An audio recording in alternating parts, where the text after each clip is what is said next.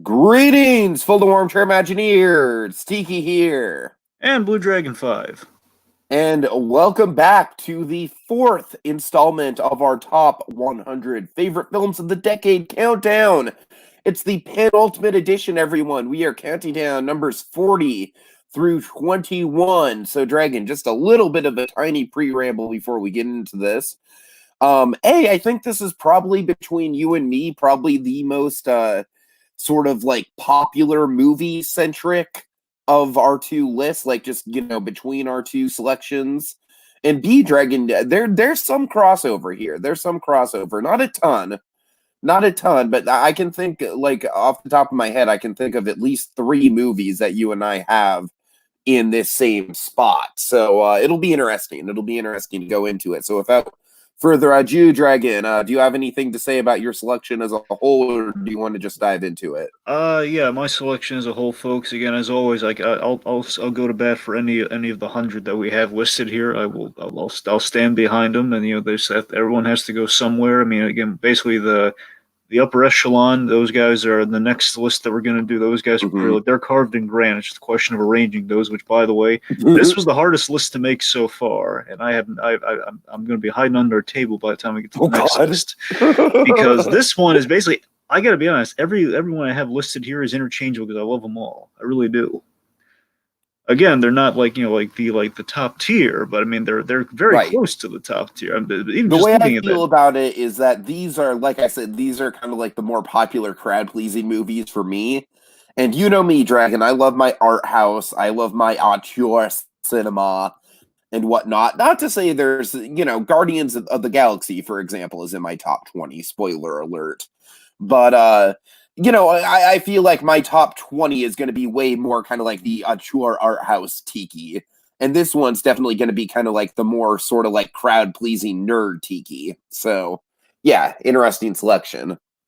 My point is, folks, wherever something landed here, just know again, they're pretty much these are all we're already in like some of the finest movies right now, and it's just going to get even better by the time we get to the next list. So that's just kind of what we're working with here. So don't hold anything against me if you find something a little lower than it should, because it was impossible to rank these. It really was, because they're ranking them by favorites, so I had to be choosy. I couldn't rank them by best, which kind of made me lead to some unpopular rankings. But anyway. All right, so take us into number 40, Dragon. What do you got? All right, number 40, Frozen from 2013. Ah, okay. Big crowd pleaser right off the bat, speaking of which. Yes, so of course, Frozen, cultural phenomenon for a reason. It kind of shook up the Disney standard in many ways. I mean, don't get me wrong, Tangled kind of got that ball rolling, but again, Frozen really ran with it. Again, we've been kind of building to this track with you have Tangled, Wreck-It Ralph, and Frozen really just kind of like making a big, giant, sweeping impression. And it's continuing in that same trend of Disney films that are really thinking outside the box, and you gotta love them for it. Not just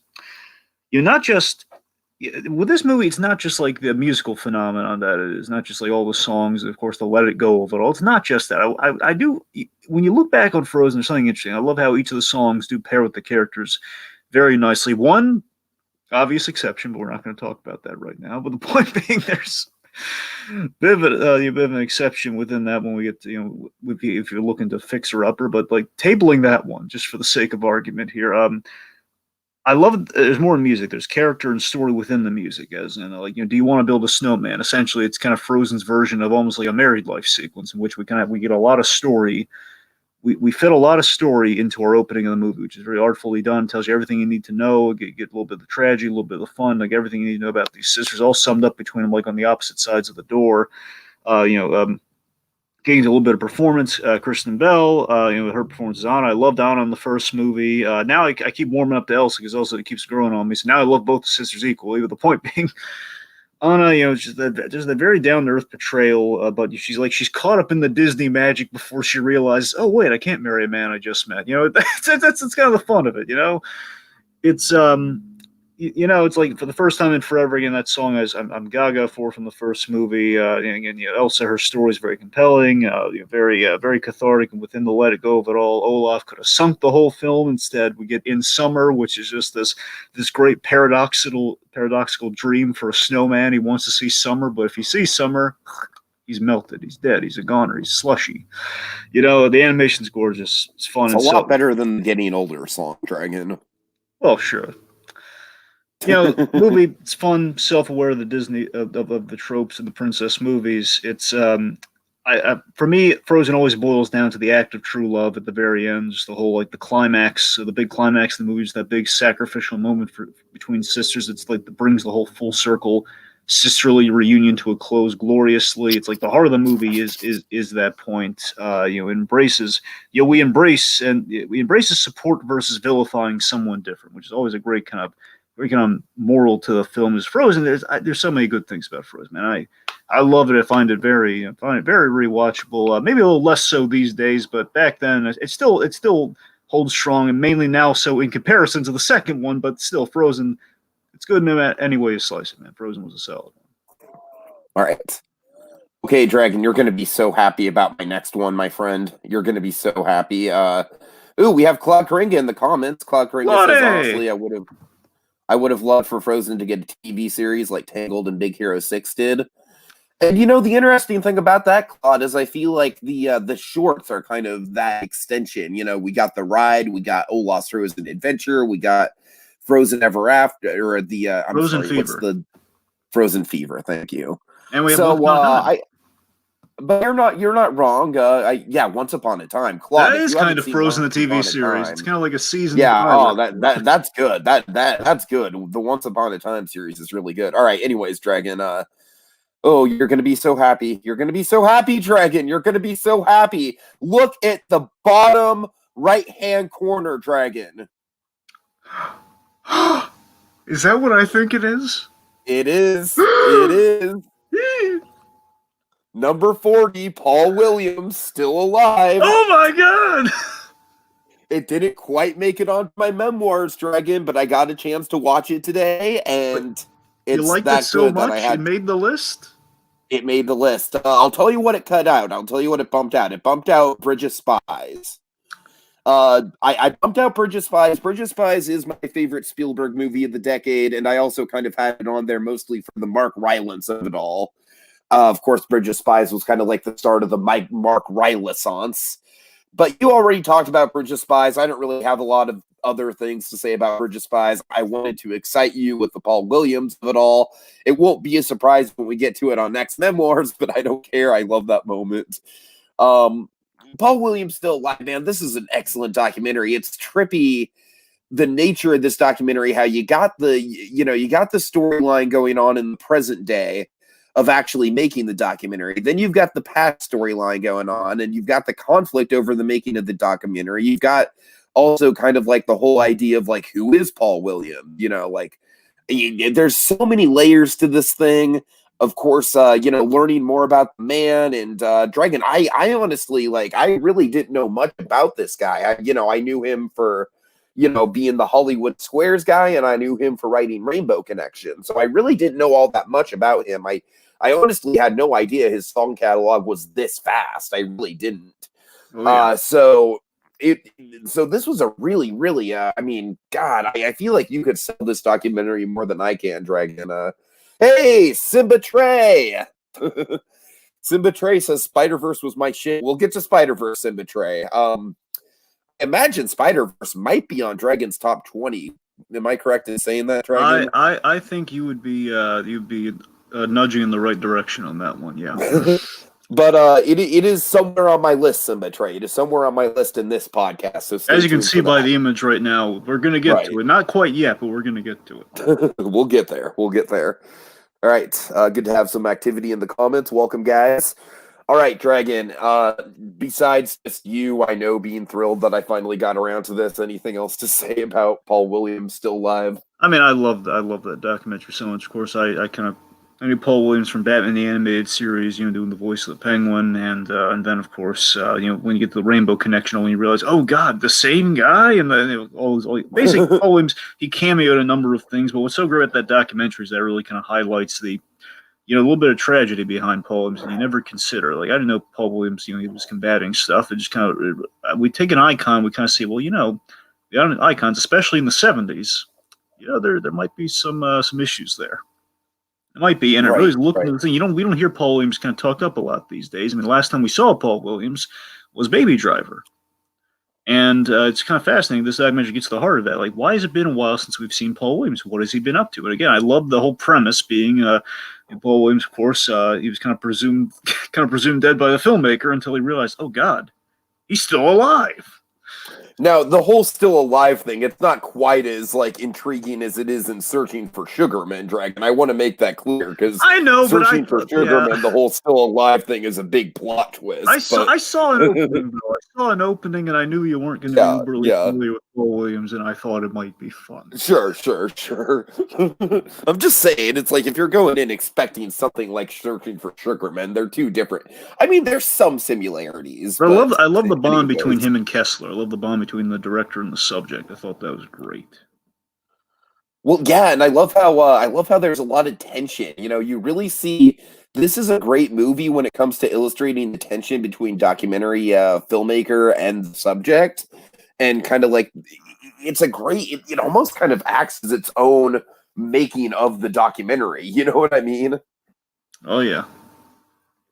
So yeah, very good stuff there. I'm really happy I was able to squeeze it in at the very last minute, give it a spot on my top 100.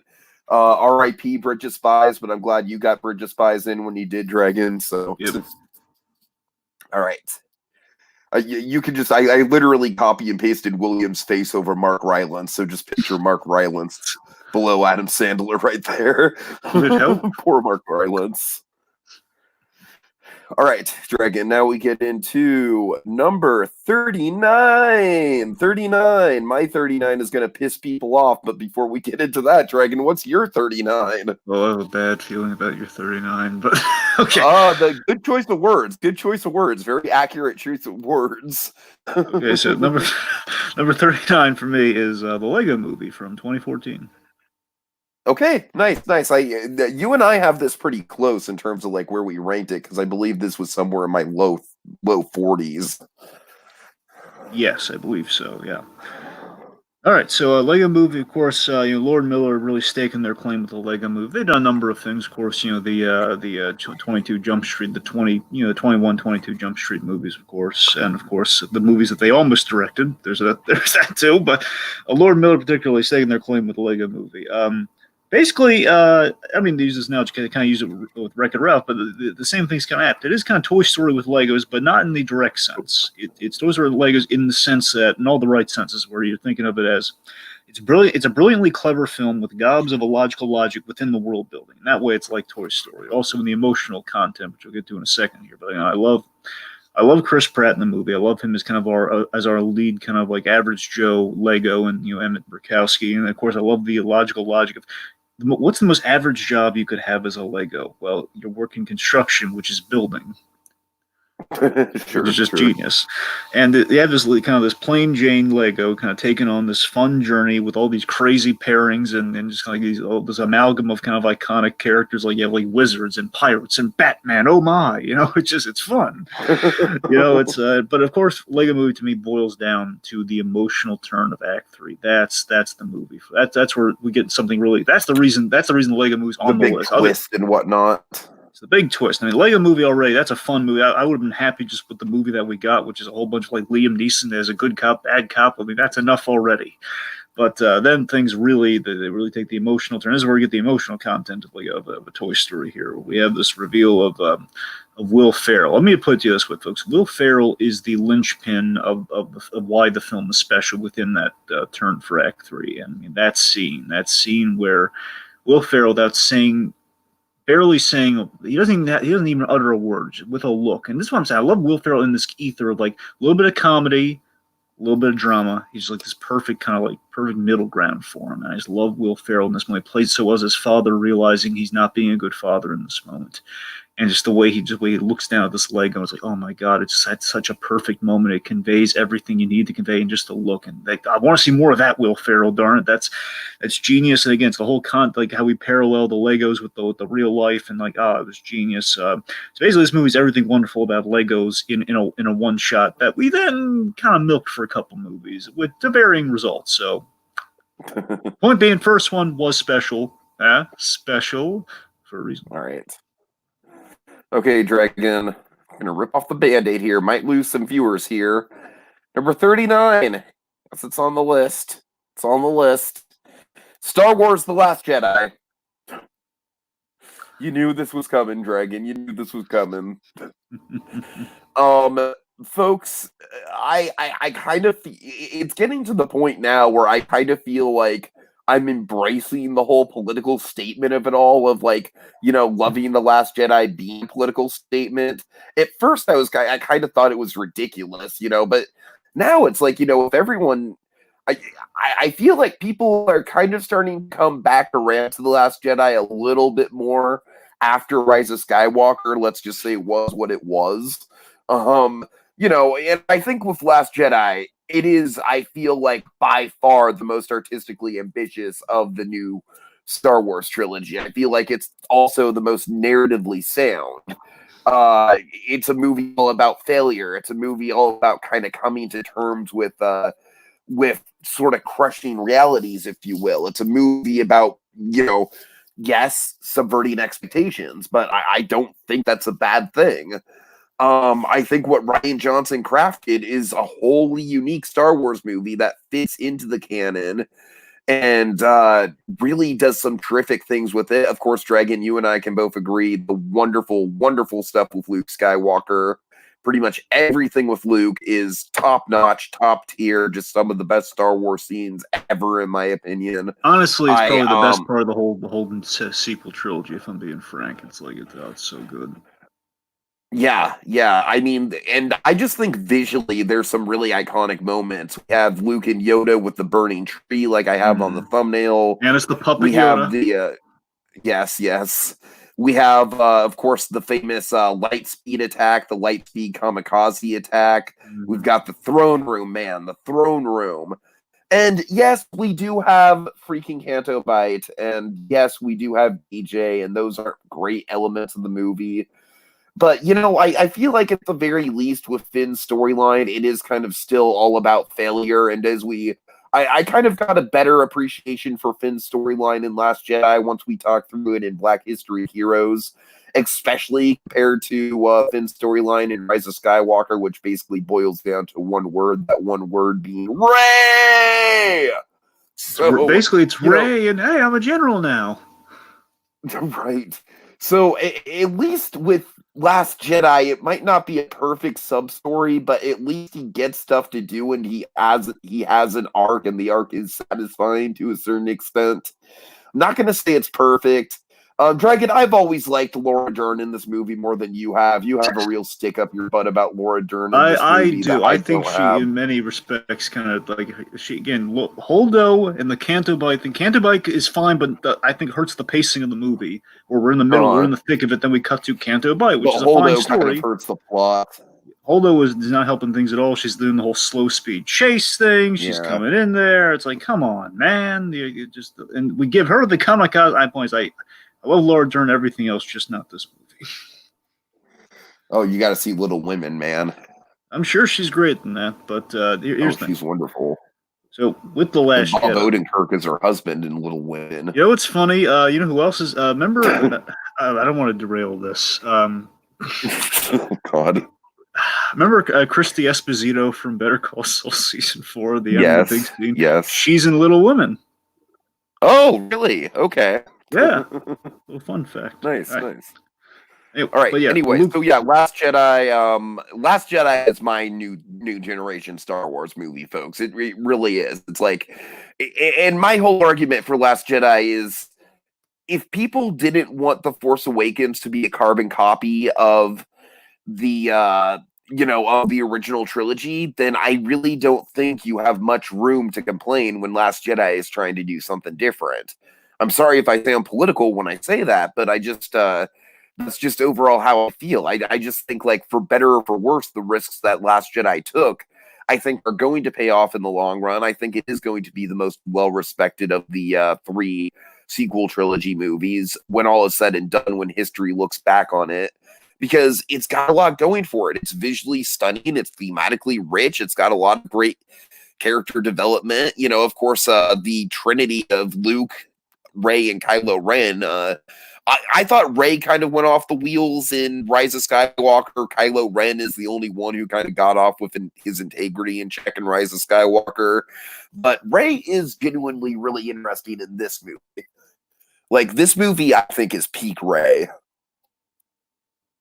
Yeah, I mean, look, for anyone, naysayers of The Last Jedi will point of The Last Jedi, again, just that Luke Skywalker stuff. I mean, the moments that always stick out to me, I mean, again, like the two moments in particular is I want every gun we have trained on that man, aimed at that man. And of course, like that moment is one of the coolest things I've ever seen in Star Wars, I gotta be honest.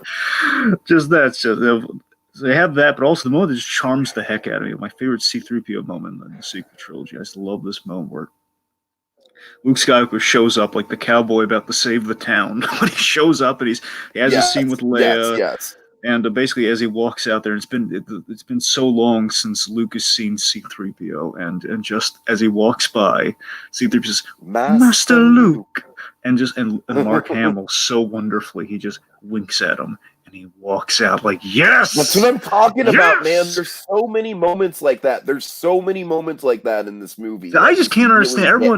For everyone who complains about the Luke stuff, how can you complain with awesome stuff like that? I love that whole story. Okay, and we'd be remiss not to mention the R2 scene as well. Yes, you're right. Okay, that is, as much as I love the C-3PO, but R2 is the best part of the movie for me, of that whole movie. That was a cheap move. That's seriously the best moment right there in the whole. If I had one moment just from the entirety of all these sequel trilogies, it is that moment easily. I would say so. I would say it's that moment. I would say so. The perfect moment. We're playing the old hologram. It's perfect. It's just perfect in every way. Okay. All right. Number 38, Dragon. What do you got? 38. A little 38 special action here. It's Saving Mr. Banks from 2012.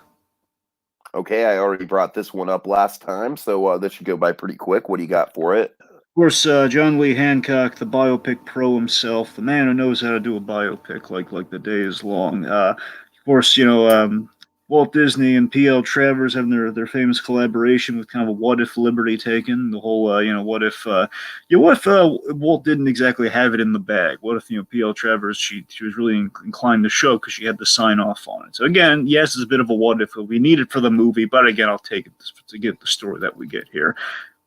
I marvel at the editing of this movie. The editing is superb, how we parallel the present day frustrations of Pamela Travers to the kind of the tragic flashbacks of Travers Goff and her childhood and relationship with her father, and of course, for my money, probably the best Colin Farrell performance I've ever seen in my life. Him playing Travers Goff. It's hard to beat. Again, just the tremendous performance. Emma Thompson. She's wonderful. She's wonderfully stubborn. She's wonderfully stubborn yet likable at the same time. She's just have just the right amount of both. Like, she's not like abhorrently, oh God, it's like this woman's a monster. Like, no, she's very opinionated, really, definitely kind of a stick in the mud. But again, she can be a little swayed on a few things. I love basically I feel Tom Hanks, he just captured the spirit of Walt Disney. You look at him and it's like he doesn't look a thing like Walt Disney, but again, when the man's in action though. Like, he captures the spiel, and you have like that Feed the Bird sequence, which is kind of like a wonderful kind of swan song. Like, again, obviously events are a little out of sequence here, but it doesn't matter. We're doing Feed the Birds, which is a song he very much loved and appreciated, and of course basically kind of capture like the last moments between him and the Sherman brothers in a sense, which is just kind of a beautiful moment. The first time I ever saw Walt Disney was recaptured in this movie, the whole Tinkerbell moment on the TV. It's my favorite Walt Disney moment ever. Recapture with Tom Hanks, who I already have many connections to in my own past. And it all boils down to that monologue. Oh my God, the most powerful part of the movie is just is Walt Disney making a final appeal to Travers at her home in London, just giving that amazing story, the most amazing monologue, one of the most amazing monologues Tom Hanks has ever delivered, just as Walt Disney saying, and then Elias, basically. And I saw Elias there with the belt in his strap. I just like the whole molasses thing. He was delivering papers as a boy, trying to please his father. It's excellent scene, very powerful. How it connects to her, and just it's a beautiful scene. I like the ambiguous slant of the ending. Kind of really balances the liberty they took for the whole movie as a whole. Just basically, if anyone's like saying, I don't like God, this is impossible. This is like revisionist history and all that. Well, I mean, they cop to it at the end, so it's fine. Make your peace with it. They admitted it. It's fine. Okay, so Dragon, my number 38 is going to be the original How to Train Your Dragon.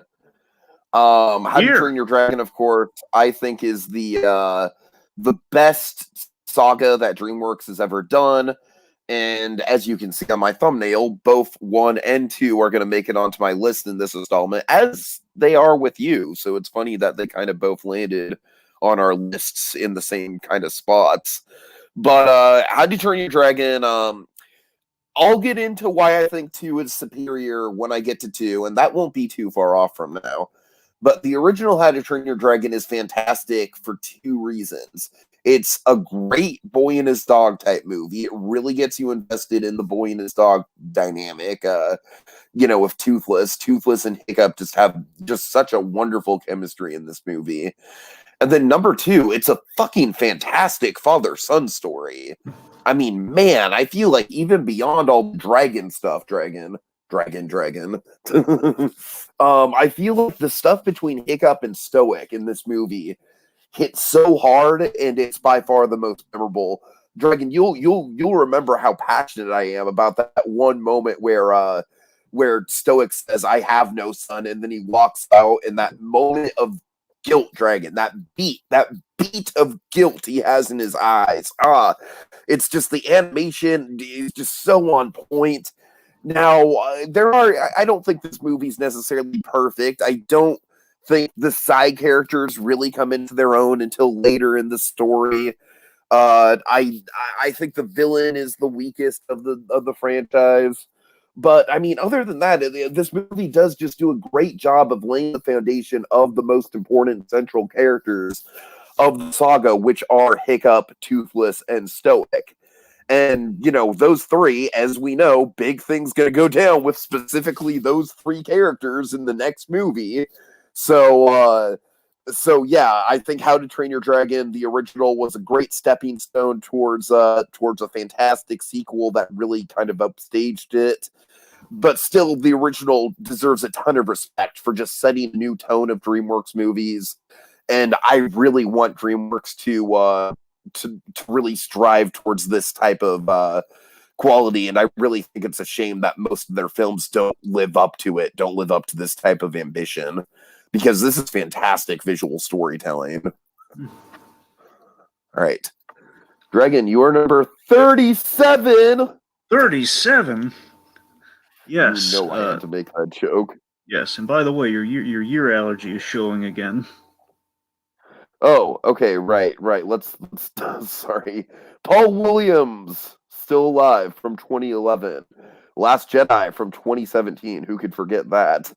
And How to Train Your Dragon from 2010. Start of the decade. All right, go ahead. All right, 37. Oh, this is a great one.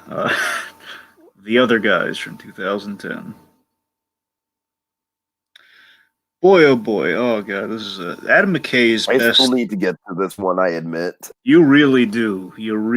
So this is Adam McKay's. I mean, best I don't think it's got much of a chance of making my top 20 at this point, Dragon. My top 20 is pretty damn sealed in, but we'll see. It is really funny though, so I mean, I have no expectations, but point being, so this is Adam McKay's best comedy next to Anchorman. If you look at his whole catalog, and Anchorman obviously wouldn't qualify for this, but it's the fact of you just look at his comedies though. I've already had 2 Adam McKay movies on my list because you have this and you have Vice. Kind of Vice a little bit more. It's funny, but also more in the dramatic sense. But seriously though, this basically The Other Guys, simple premise. These 2 lower tier detectives played by basically this is the best Will Ferrell Mark Wahlberg pairing. Of course, now basically because of the success of this movie.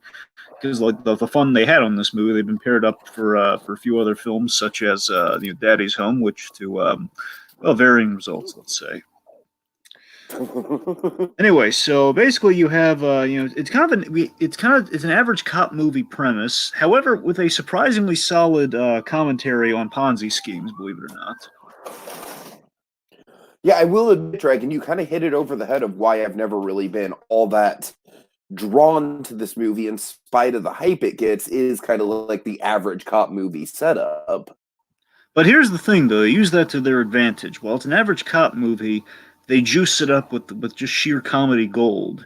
in kind of like this cast of this cast of great comedic talents. I mean, there's a whole slew. I mean, Bobby Cannavale's in this. You have Bobby Cannavale. You have Donald Faison. You have Rob Riggle. I mean, of course, the King one, the main one I got to mention here, Michael Keaton. Oh my God! If you could only see this movie for one reason, Michael Keaton. Oh my God, he's so funny, and it might be the funniest Michael Keaton performance I've ever seen. He's just so good. I mean, there's so many great ones. My favorite line of his is like, "He's dying." It's so funny. He's just we do a lot of like really point. He's the police captain. He's the captain of the police. He's the boss man, and basically is this really hysterical runner throughout the whole movie, as well as this kind of this dynamic with Will Ferrell. And basically he's the hammer coming down, but he's also just kind of he has some colorful things he does in his off time, which you gotta see. I don't want to spoil it for you. It's really funny. Just Mike Keaton, he's a gem in this movie. He's phenomenal. So I'll admit though, while I'm glowing about it, there's a little bit of subjective humor, as there is with any comedy. Subjective humor in this case, for me, is only one bit that I don't like in this movie. I'm not crazy. It's funny, just not really ha funny to me. It's the whole Will Ferrell backstory thing. He has a really out there funny, backstory. like ha funny. Like funny, like I'm here to amuse you, like that, like I'm a comedy or something. Well, pesto meets pesci on there, anyway. So, no, seriously, it's the fact like there's a Will Ferrell's character has a backstory, which I'm not. It's I'm not glowing over it. So I think you might like it more than I. That's the thing. I think you might find it a lot funnier than I do. But the comedy, they have a great comedy, got great action. It's really smart writing. It's such a rewatchable good time, man. I could watch this thing many a time. It's super funny. And it's on Netflix, so folks, check it out. Nice. All right, my number thin dragon. My number 37 is going to be Chronicle. Chronicle from Dragon. To me, Chronicle is almost as important of a superhero movie in 2012 as the Avengers is. And I say that because while the Avengers set the tone for like the superhero crossover and the cinematic universe and all that, I feel like, dare I say, without Chronicle, we wouldn't be getting stuff like Logan or like those grittier comic book movies, because Chronicle really set the stage for your superhero movie doesn't have to be just light superhero affair. It can be dark, it can be gritty, it can be disturbing, it can have body horror elements to it. And Chronicle just does all that. And not only that, Dragon, but Chronicle just between Dane DeHaan and Miles Teller, one who's had a fantastic career and the other who unfortunately has made some really bad choices since then. But both of them just act opposite of each other so goddamn well. And just the story is so ripe with tension. Not only that, but I feel like this might be my favorite use of found footage ever. Like just straight up in a movie. Tiki said Miles Teller. Who's the other guy? I mean, he's not in this movie. Dane DeHaan. Yeah, Dane DeHaan. I know that, but he said Dane DeHaan and Miles Teller. So they play off of each other. Yeah, Miles Teller is in this movie. Yeah. Wait, no. Oh, God. Michael B. Jordan. I'm thinking of Michael B. That's Jordan. What I'm saying. That's what... Jesus Christ. Wow. Okay, I just want to make sure I'm Okay, so point B, you're right. Michael B. Jordan is fantastic in this movie. And again, this was kind of his big sorry, splash. I'm mixing up my M's. I'm mixing because Michael. Wow, that was dumb. Thank you for correcting me. Okay, the point being, Michael B. Jordan, who again, he kind of made his big splash here, and we've seen how far he's gone. I mean, now he's in Black Panther. He's increased. Like freaking Creed now. He's huge now. Yeah. So yeah, I feel like this is one of the best found footage movies ever. I feel like this is honestly up there with The Incredibles as one of the best original superhero movies ever that's not based on an IP. It's like I said, it's super gritty, it's super realistic, it really gets you invested in characters. It's very much a tragedy. I love it. Everything about this movie, it's super engrossing to me. Yeah, unfortunately, here's the thing. I did consider putting Chronicle on my list, but I'm searching for room, and I like it though. I just couldn't fit on this. I'm glad I found. I had a feeling it was going to end up on your list, but I didn't see it up until this point. So I was thinking, oh man, I wonder if he's going to put it on his list or not. Yeah, there it is. Yeah, there it is. Okay. All right. For 36, Dragon. Number 36 for me is the Lego Batman movie from 2017. All right. It's kind of funny how you have the Lego movie and the Lego Batman movie very close to one another, whereas I have the two How to Train Your Dragon movies very close to one another. All right. Yes. So yes, Lego Batman is easily look. I will concede the Lego Movie is the best of those movies. But again, we're doing it by favorite. So Lego Movie easily better, but Lego Batman movie that's my favorite of all the Lego movies. Of course, I will sell. So it's hard to argue Lego Batman is going to be your favorite of the Lego movies, Dragon. You personally, hard to argue that. Sure. So basically, not only is it just my favorite of the Lego movies, it's a wonderful tribute to Batman in Lego form. That's kind of what this movie is. I mean, I was always sold from the gate from the fireplace scene. Basically, the scene where this is the scene that sets the tone perfectly for the movie. It was everything I hoped it was going to be. Where it's basically we've established this fun, over-the-top Batman who, even more so here, is kind of an egomaniac. I love the merch guns so much, but this is a Batman who saves the day. We have a really great opening, kind of gets you everything you want here, where he's foiling the bad guys all single-handedly, and the whole let's get nuts of it all. He's even saying I'm Batman for a whole sequence. He's got a whole lot going on for him there. So point being, it's a really awesome opening for a Batman with the whole black white runners and all dark movies, all scary movies open black, and then all movies, studio likes movies end in white, that sort of thing. But seriously, as funny and over the top of Batman as we've kind of established with the Will Arnett Batman is, this movie from the get-go we establish the core remains of the character. He's still a Lego who lost his parents. He's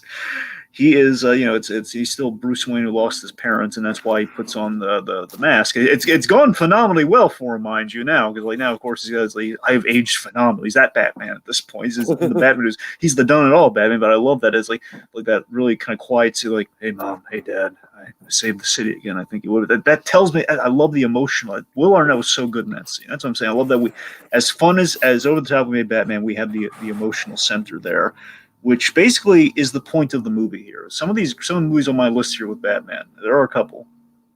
This one in particular. Yeah, you have four, not to call you out or anything, but you have 4 or 5 Batman movies in this selection. Yeah, it's about 1, 2, 3, roughly 4, yeah. Roughly. I kind of had to laugh at that, especially because you sent your list in alphabetical order, so it was Batman, Batman, Batman, Batman. Yeah. Well, I can't help it. Anyway, so I know. I'm expecting most of your top 10 to be MCU movies. Well, you'll see. There might be a few shakeups, but anyway. Point MCU and Pixar.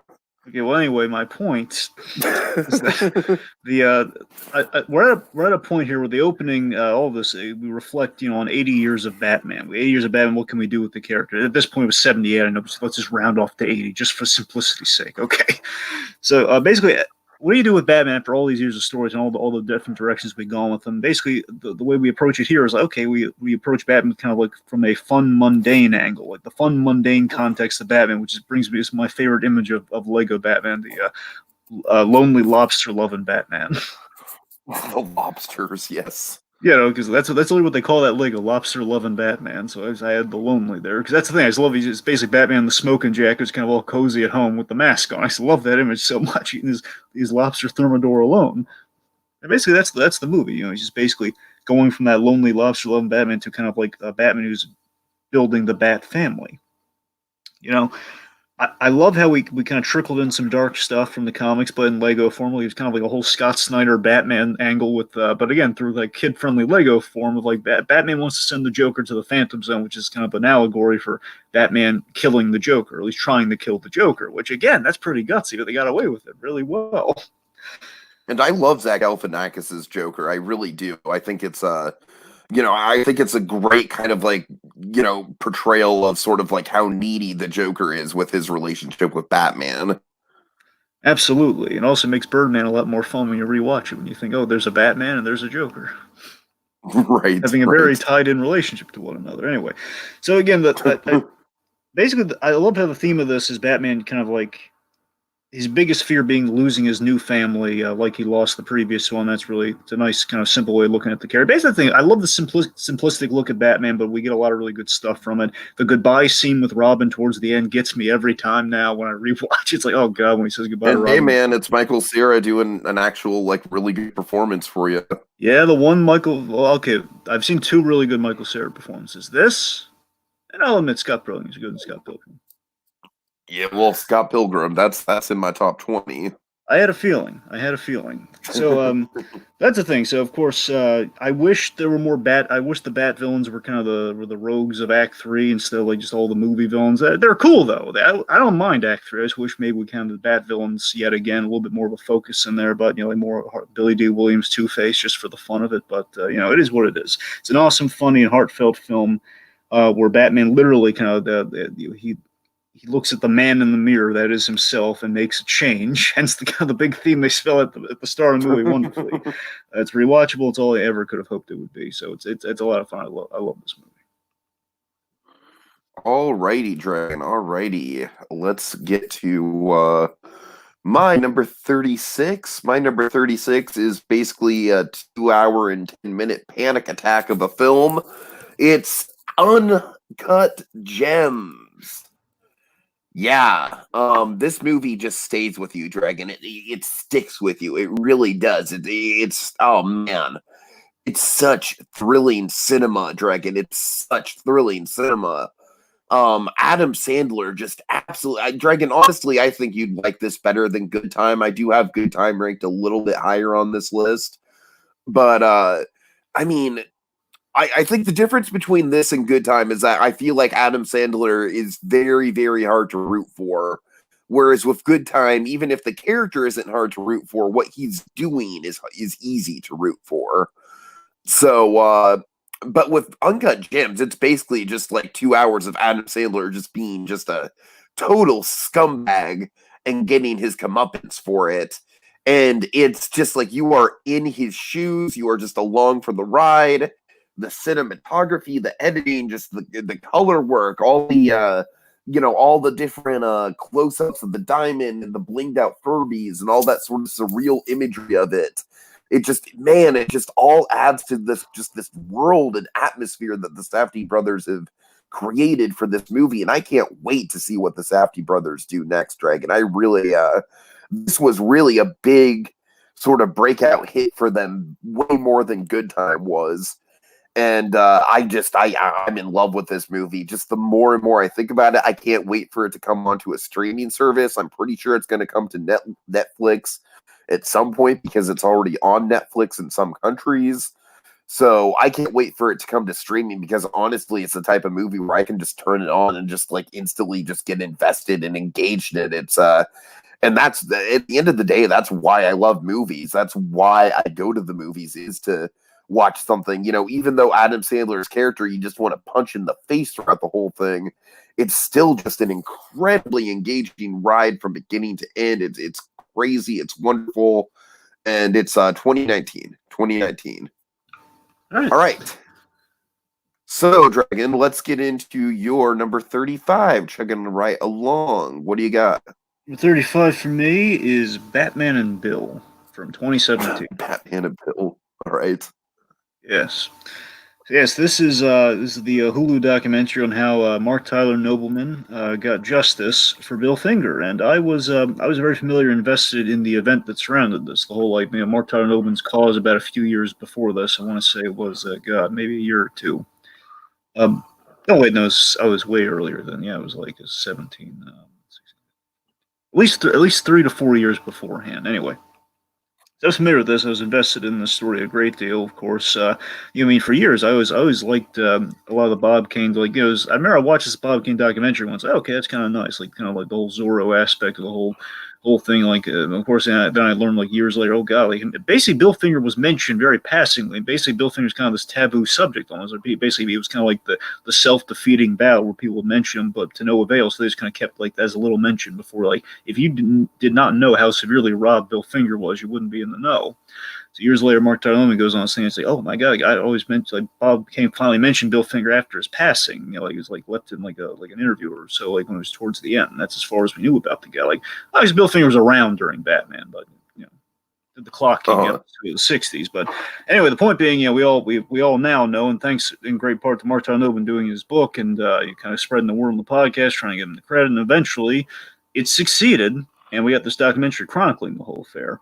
It's a very gripping documentary. Easily, it's the best Batman documentary I've ever seen. I've actually had the pleasure of meeting Nobleman and thanking him in person for getting getting Batman's dad the credit he deserved in a sense. Batman's daddy.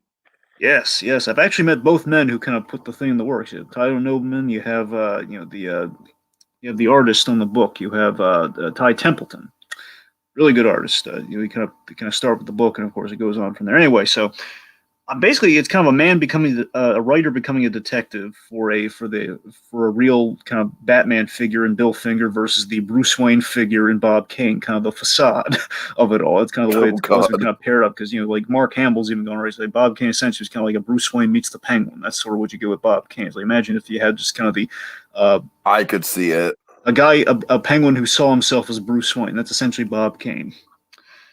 Anyway, so the documentary, I think it's very fair to both sides. It's not completely vilifying Bob Kane, but it's not putting him on a pedestal either. It's very engrossing.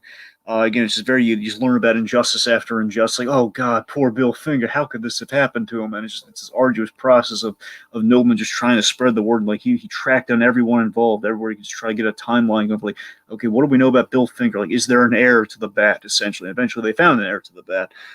For me, the ending of the movie, the whole movie theater thing, that's it gets me every time because I was Nobleman, or basically the thing kind of culminates in Nobleman finally seeing the credit on the screen, on the big screen for Batman v Superman. And say what you will about the movie, the opening scene of that movie is the best part. And that said, though, I was already captivated by the emotional opening of that movie, and then I was also appreciating at that time, like, oh God, look, Bill Finger's name's finally on the piece after this amazing opening we just saw. So I was feeling it, man. Especially just capturing the moment with Nobleman. It's like he worked for this, and he finally got to see it, on screen. Finally get to see him get the credit he deserved on a big release, a very monolithic event that didn't go so well, but it was a monolithic event all the same. Right.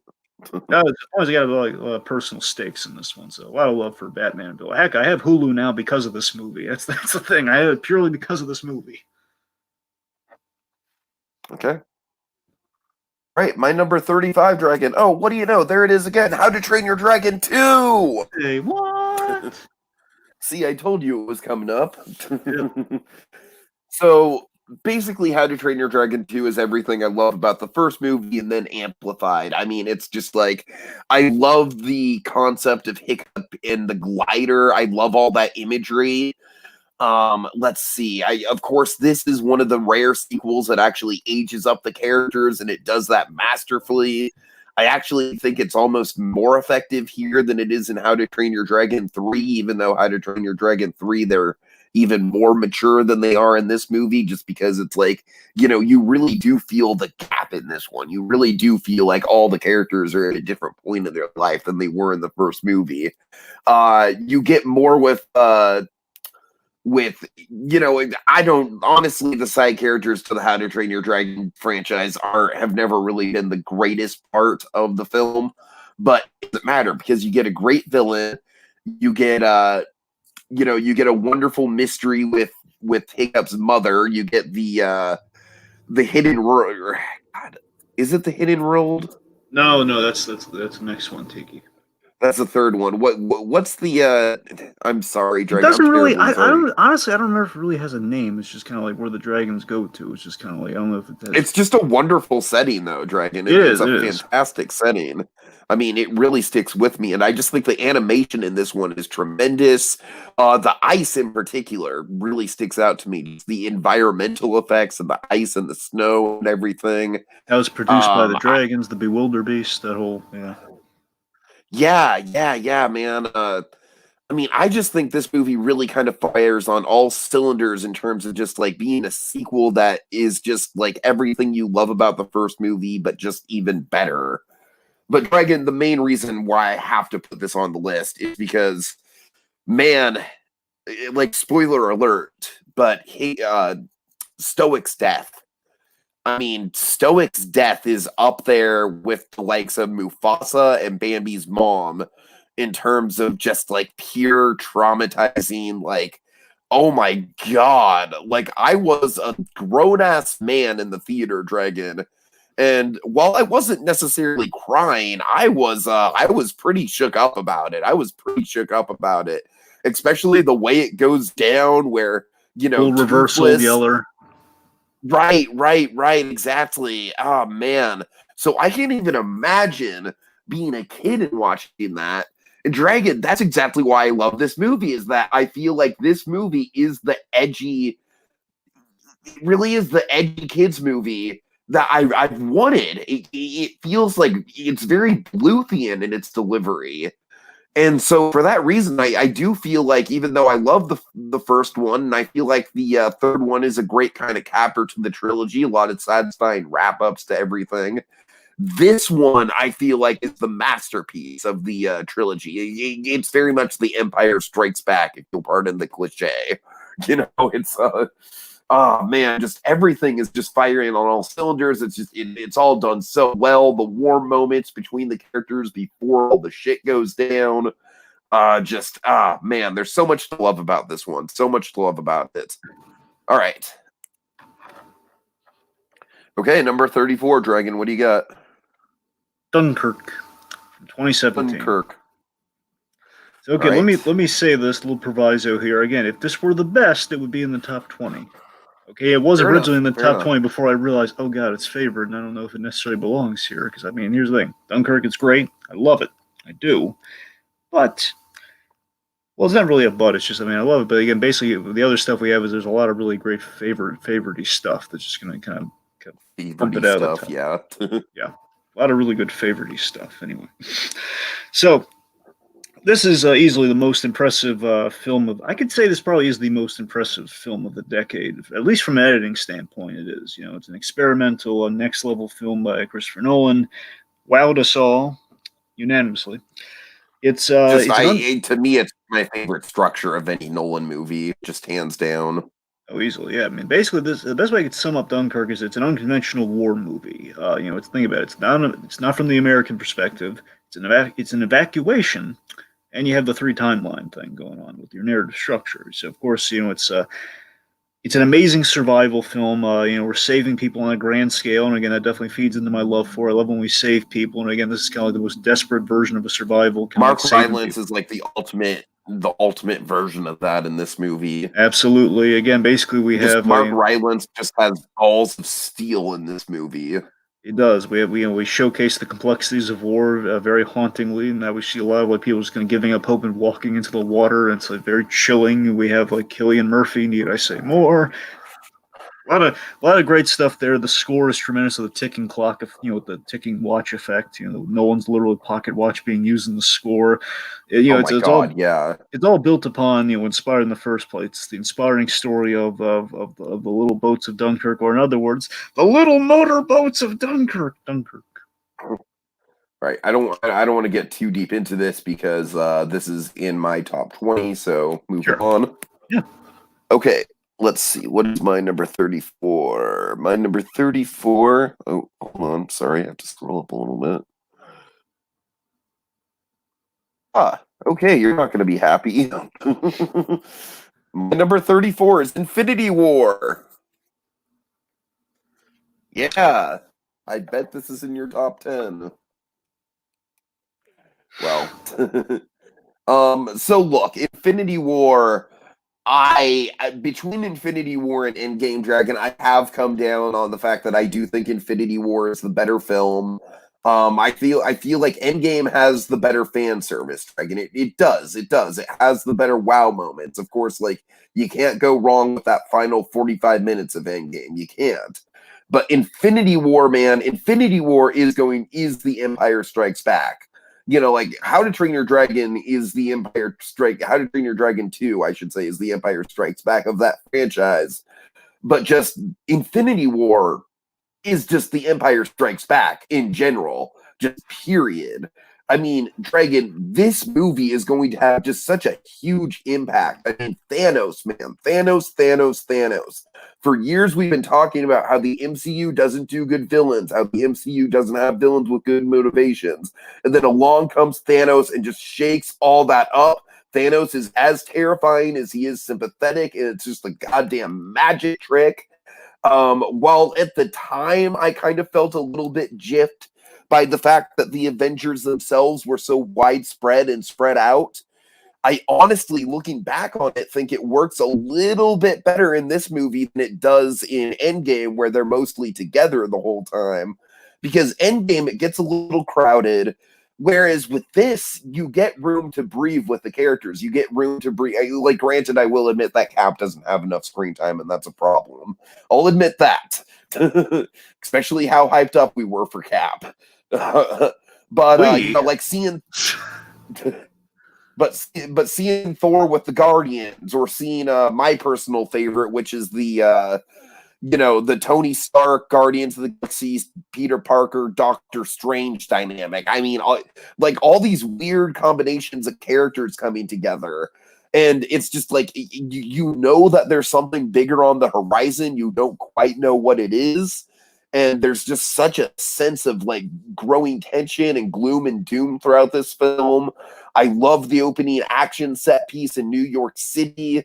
Man, like I really do think, like, looking back on it, Dragon, like I said, Endgame is like ultimate fan service. It really is. But this is a film, man. This is a movie that I would argue for Martin Scorsese in terms of superhero movies aren't art and art film, not Endgame. Endgame is a lot of fun, a lot of fan service, very incredibly satisfying ending. But this, just from top to bottom, is just a riveting film. I mean, it is one of the best of the MCU, one of the best that the MCU has to offer. It's not Guardians, because I already revealed that Guardians is in my top 20, but it's up there. It's very much up there. Okay. Okay, you got to admit, I talked it up. You did. All right. Okay, let's see. Number 33, Dragon, right? Yes, number 33. Also, Simba Trey has some thoughts on your Infinity War ranking. Oh, okay. I think he means low, God. but he means a little low here. Infinity War is way too high end or low. It's the best Marvel movie besides Civil War and Winter Soldier. So I would imagine the context has to be means low on that. Yeah, well, Simba Trey, keep in mind, this is like all movies of the decade. You know what I mean? So like, I'm a big connoisseur of a lot of movies. Like, I see about 100 movies a year. I try to see. So yeah, I don't know. I'm just having to factor in everything into the equation, not just Marvel. I do agree that it is very much one of the best Marvel movies. To me, it is probably the second best MCU movie besides Guardians of the Galaxy, in my opinion. So, this is all subjective. All right, number 33. Also, Simba Trey mentions that he wasn't that big a fan of Dunkirk, preferred the movie Fury with Brad Pitt and John Bernthal, and also Shia LaBeouf, believe it or not. And, Dragon, I haven't seen Fury, but I've been meaning to. Have you seen Fury? I believe that's the one where he yanked out one of his own teeth for that one or something. I haven't seen it. Okay. So I have no idea. Right. Okay. Right, so Dragon, yeah, you're number 33. 33 for me is A Beautiful Day in the Neighborhood from 2019. I got to admit, I like this movie a lot. I wouldn't quite rank it this high just yet. I don't know. I think there's maybe a little recency bias going on here, but the same thing can be said for me in my 2019 movie. So that, So of course, what's so great about A Beautiful Day in the Neighborhood? We have a subject who's so selfless in Mr. Rogers that he's not even the star of his own movie. How wonderful is that? He's just like, no, let's see let's see Matthew Rhys shine in this one. So Tom Hanks, I don't know what Tom Hanks did, man. Tom Hanks, he made a deal with the devil for biopics somewhere along the lines where he doesn't have the spirit of these guys. You have Walt Disney, right? You have Fred Rogers. What's next? Abraham Lincoln, who I believe, I think somehow, because I know they revealed that he has like some like distant cousin of Mr. Rogers or something. He has a distant relative, Mr. Rogers. And I heard somewhere, like I think he's like some lineage of Hanks is somehow delineated from Abraham Lincoln. So maybe that's the next one. I don't know. I have no idea. God. I don't know how true that one is. All I know is the Mr. Rogers thing is something they confirmed like around the time of the movie, which is kind of neat. Anyway, one being Tom Hanks didn't make a deal with the devil, man, because he's so good in this movie. I love the Tom Junow story from from Won't You Be My Neighbor, we kind of learned about that, the whole, Tom Junow he interviewed Mr. Rogers thinking it was kind of like, okay, the guy's too good to be true. And of course, I just love that as kind of like as a story point. I heard they were making a movie about this. Oh, God, like using that as your premise. It's pretty clever.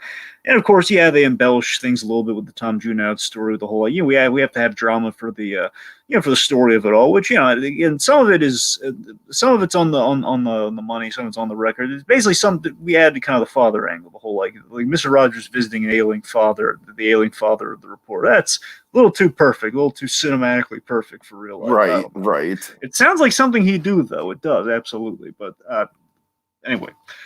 Movie itself, though, of course, Tiki and I are very simpatico. The opening scene and the framing device, you're already sold. I mean, that is easily the best part of it, for sure. Basically, framing the whole thing is if you're watching an episode of Mr. Rogers' Neighborhood, and then basically we have this wonderful jarring just kind of realization as we open the picture board doors and we just see kind of this regular stock photo of Lloyd Vogel just beaten. Like, I'm sucked in the movie. They already recreated the opening perfect, which took them 22 times to do, by the way, because they didn't learn all the little tricks until afterwards that Mr. Rogers did, like having things half ready and half prepared. They did it from start. That's why it took them 22 times.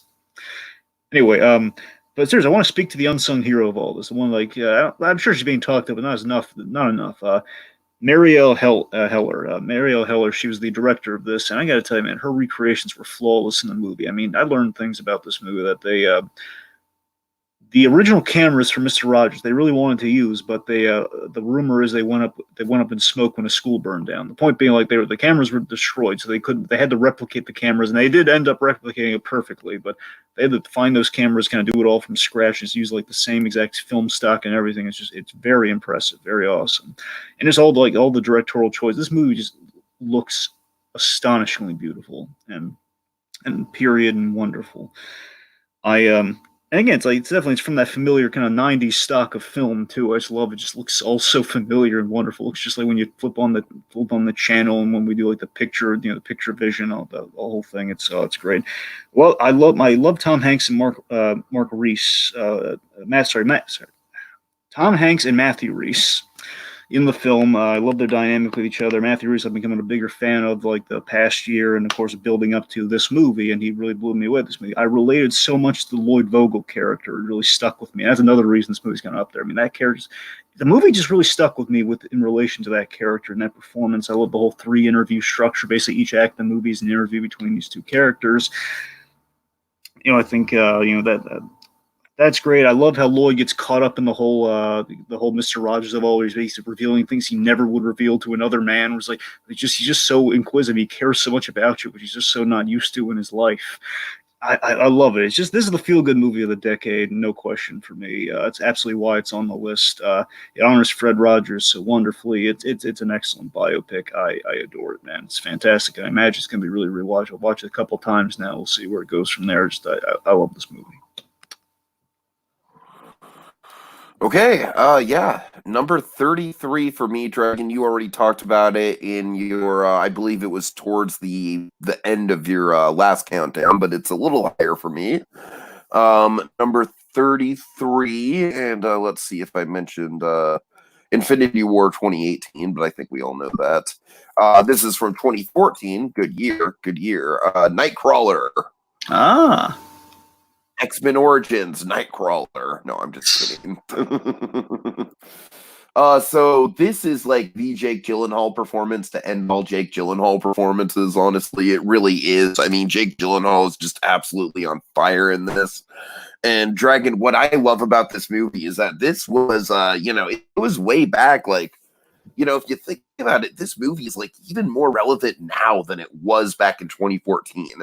with just how dog eat dog everything is now, and just kind of like the the rich eating the poor, and just kind of like the corporate metaphors here.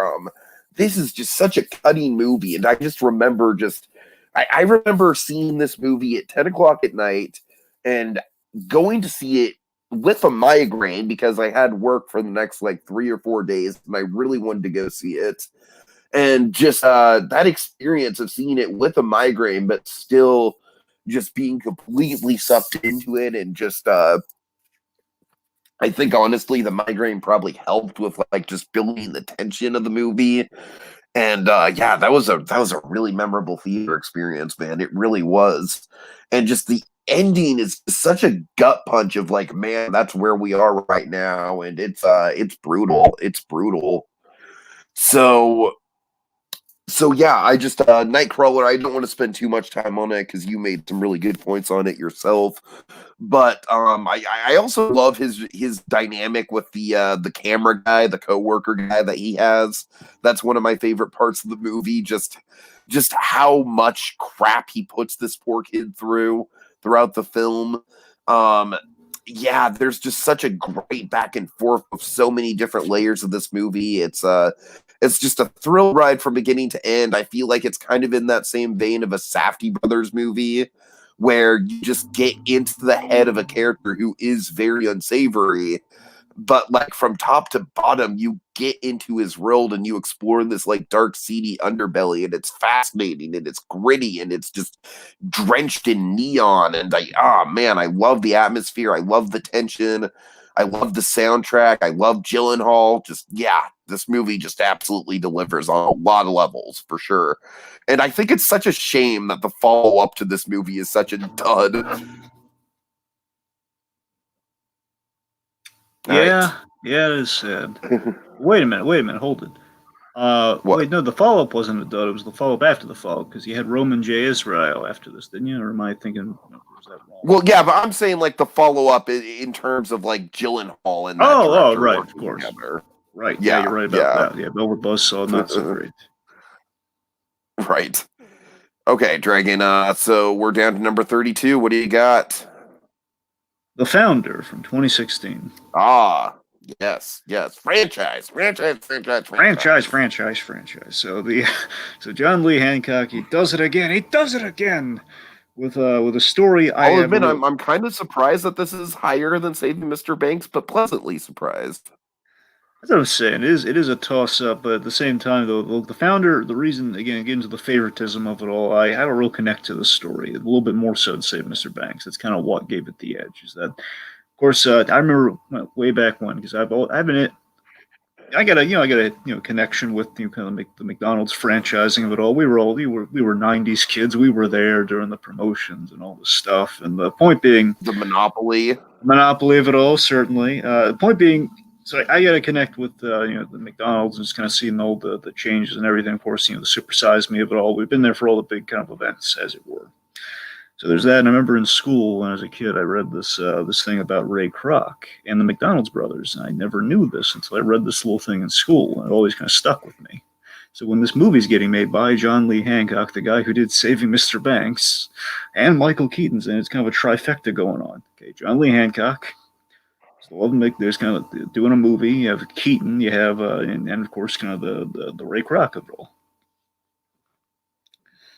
So basically, I love how this movie starts as a building a brand story, the building of a brand. Milkshake salesman goes to milkshake machine mixer machine salesman goes to build a brand, and it's kind of this great arc of Kroc just lusting for control under the nose of kind of our likable McDonald's brothers, Dick and Mac.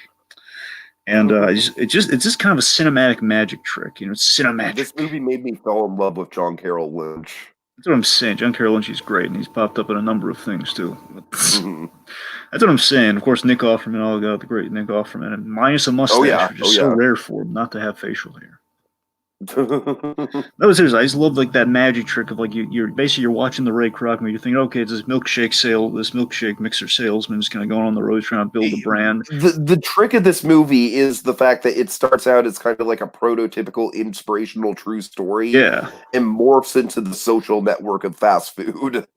exactly. I saw a lot of parallels within what happens with the brothers and Ray Kroc with Bill Finger and Bob Kane. Honestly enough, there's a little bit like basically I could somebody see that. I could see that. Yeah. hijacking the ownership of an icon. Again, if I were to cast a Bill Finger biopic off the top of my head, Bill Finger, Clark Gregg, Bob Kane, Michael Keaton. How appropriate. Yes. Yes. Absolutely. Anyway, so this is this is honestly at the end of the day, this is dialing back into again what kind of put me onto the story in the first place.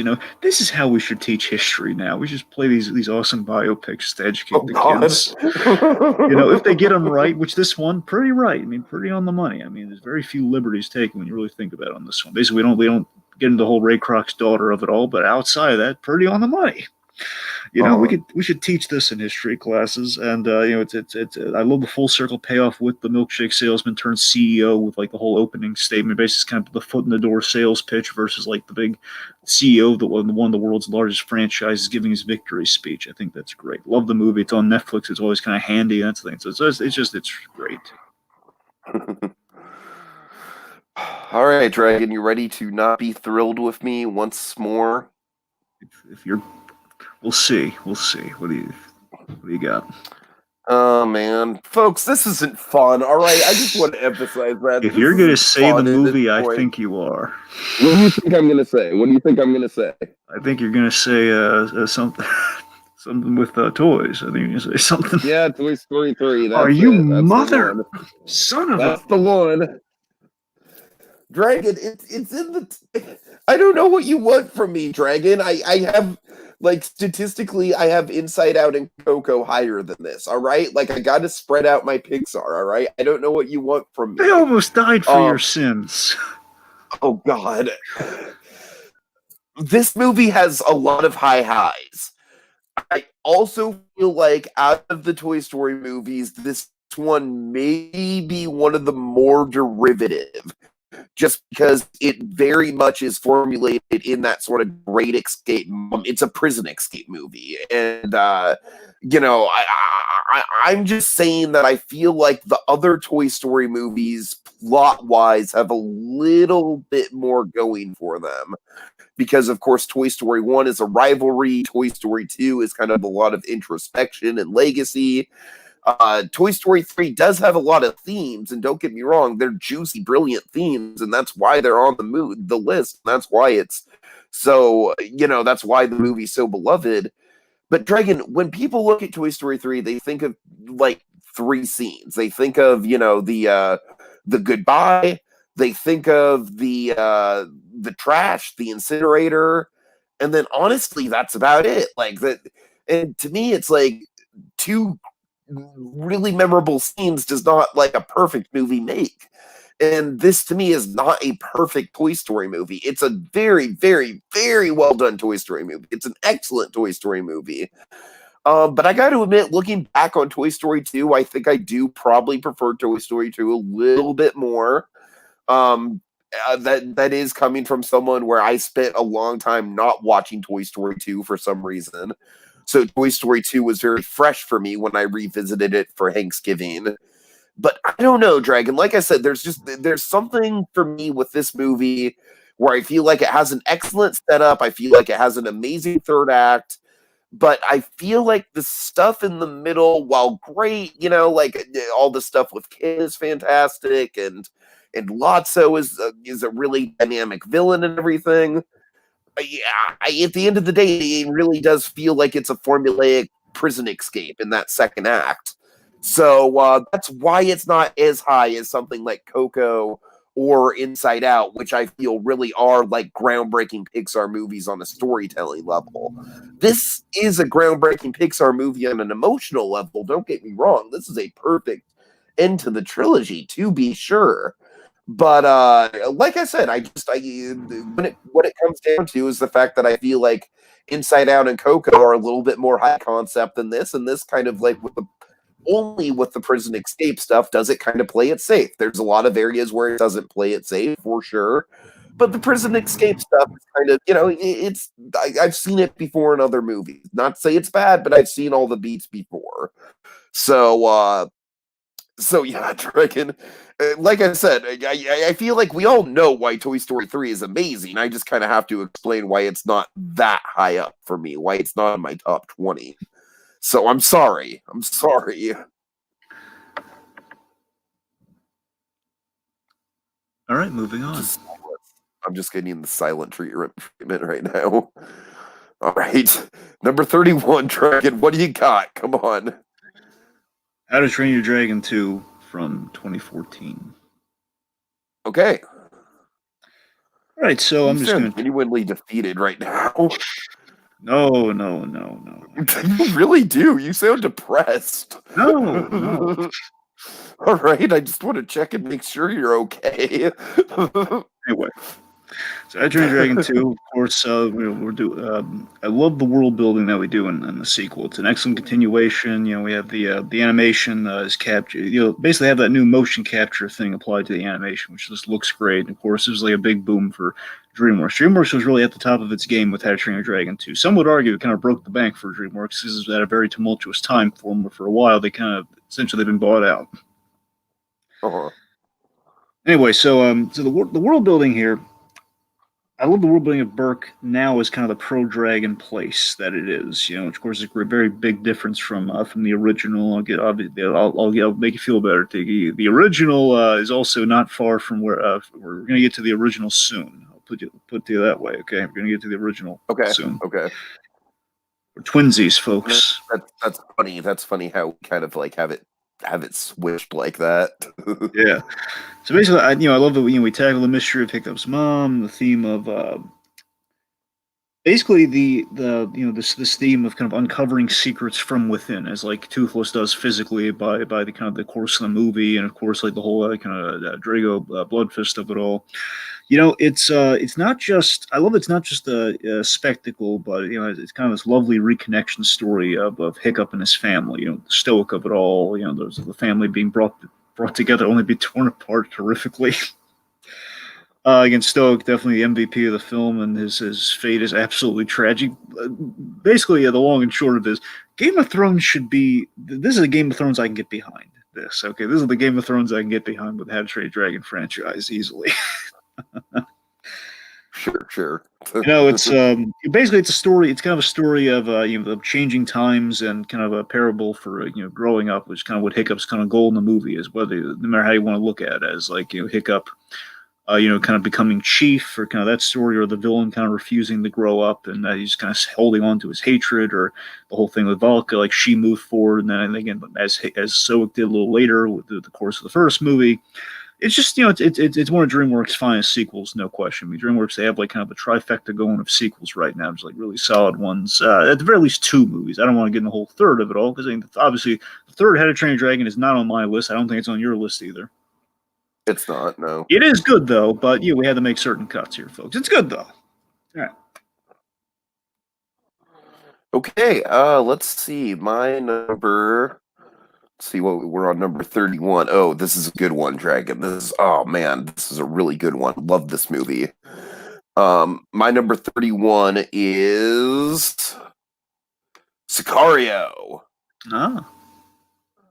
Yeah, this is a Denis Villeneuve movie, and of course, Dragon, I feel like Denis Villeneuve kind of had a landmark decade for him. Like he really kind of broke onto the scene. He Prisoners is another one from him. Oh yeah. Also Blade Runner 2049. He's going to be doing Dune. So yeah, Arrival as well. That's a good one. Okay, now you brought me back.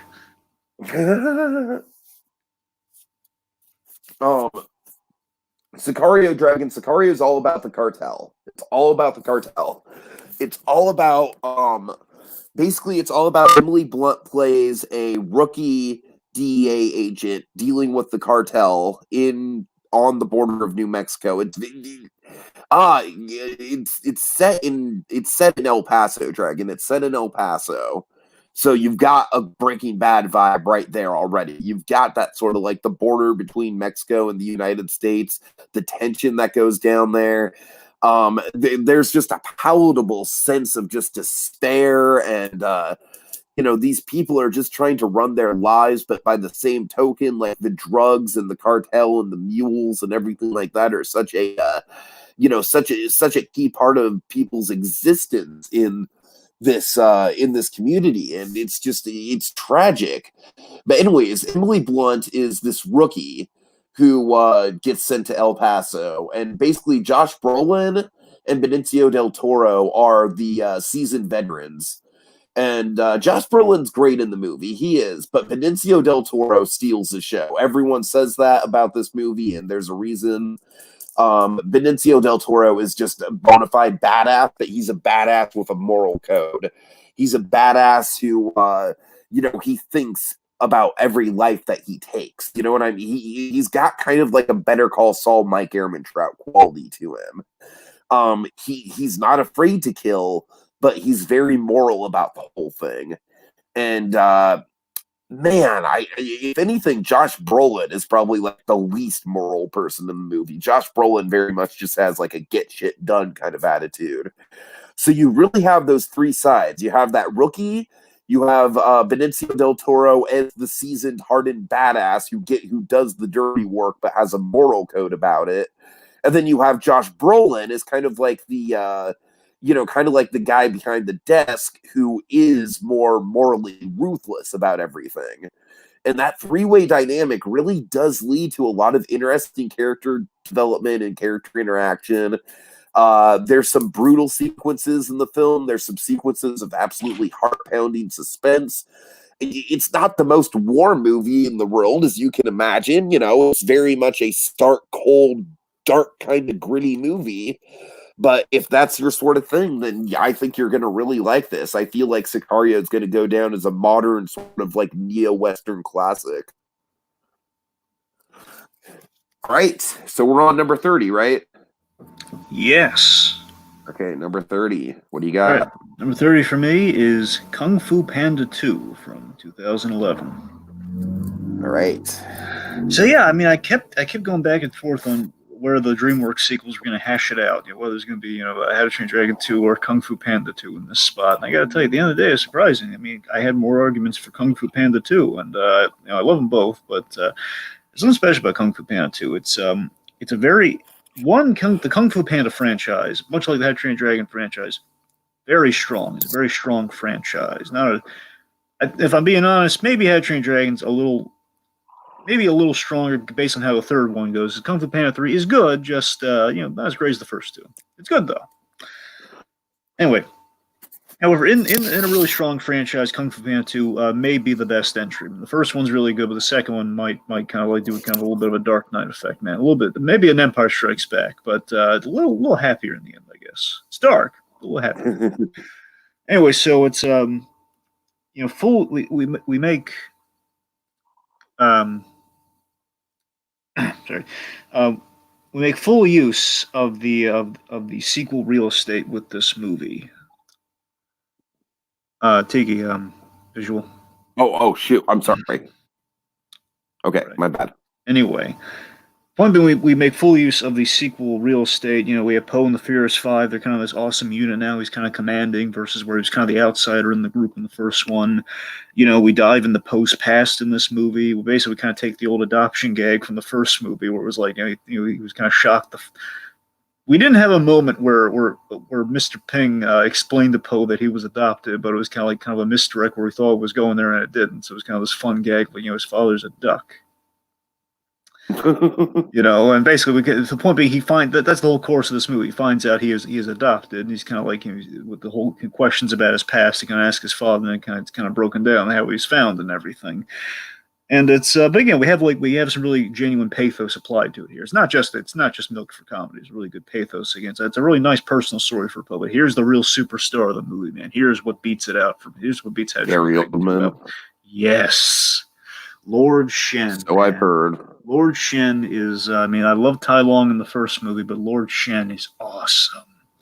Lord Chance, Gary Oldman as this fantastic villain who essentially he is a peacock. He's a kind of this regal looking peacock who has like kind of a when a peacock shows its feathers. Imagine if while wearing kind of a fancy silk robe, peacock in all white hides these white blades that he could like throw at you at any second, kind of Loki style. Anyway, the point being, I really like how Lord Shin. He reflects Poe very interestingly as a character who essentially Lord Shin. He renounced family. He he nursed like a lot of hatred and betrayal towards his family and spite versus Poe, who again he found new family, not knowing his original, in Mr. Ping as well as the Furious Five and so on and so forth. They really parallel each other really nice. We have great action, great kung fu action.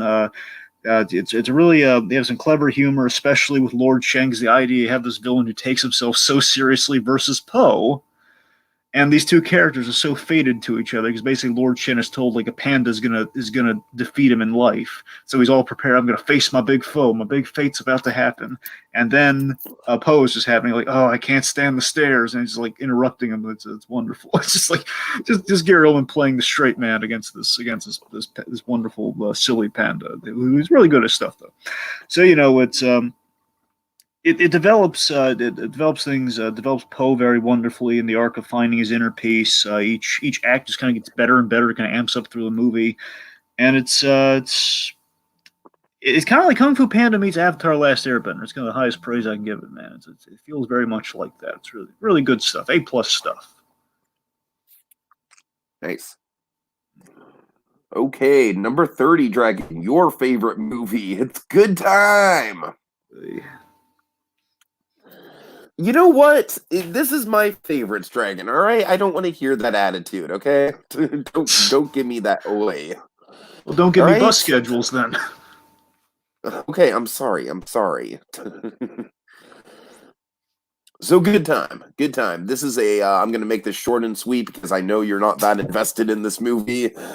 This is, of course, the Safdie brothers' breakout hit. Also, the big Robert Pattinson, like, hey, look, this guy's not just Edward from Twilight. This guy's an actor.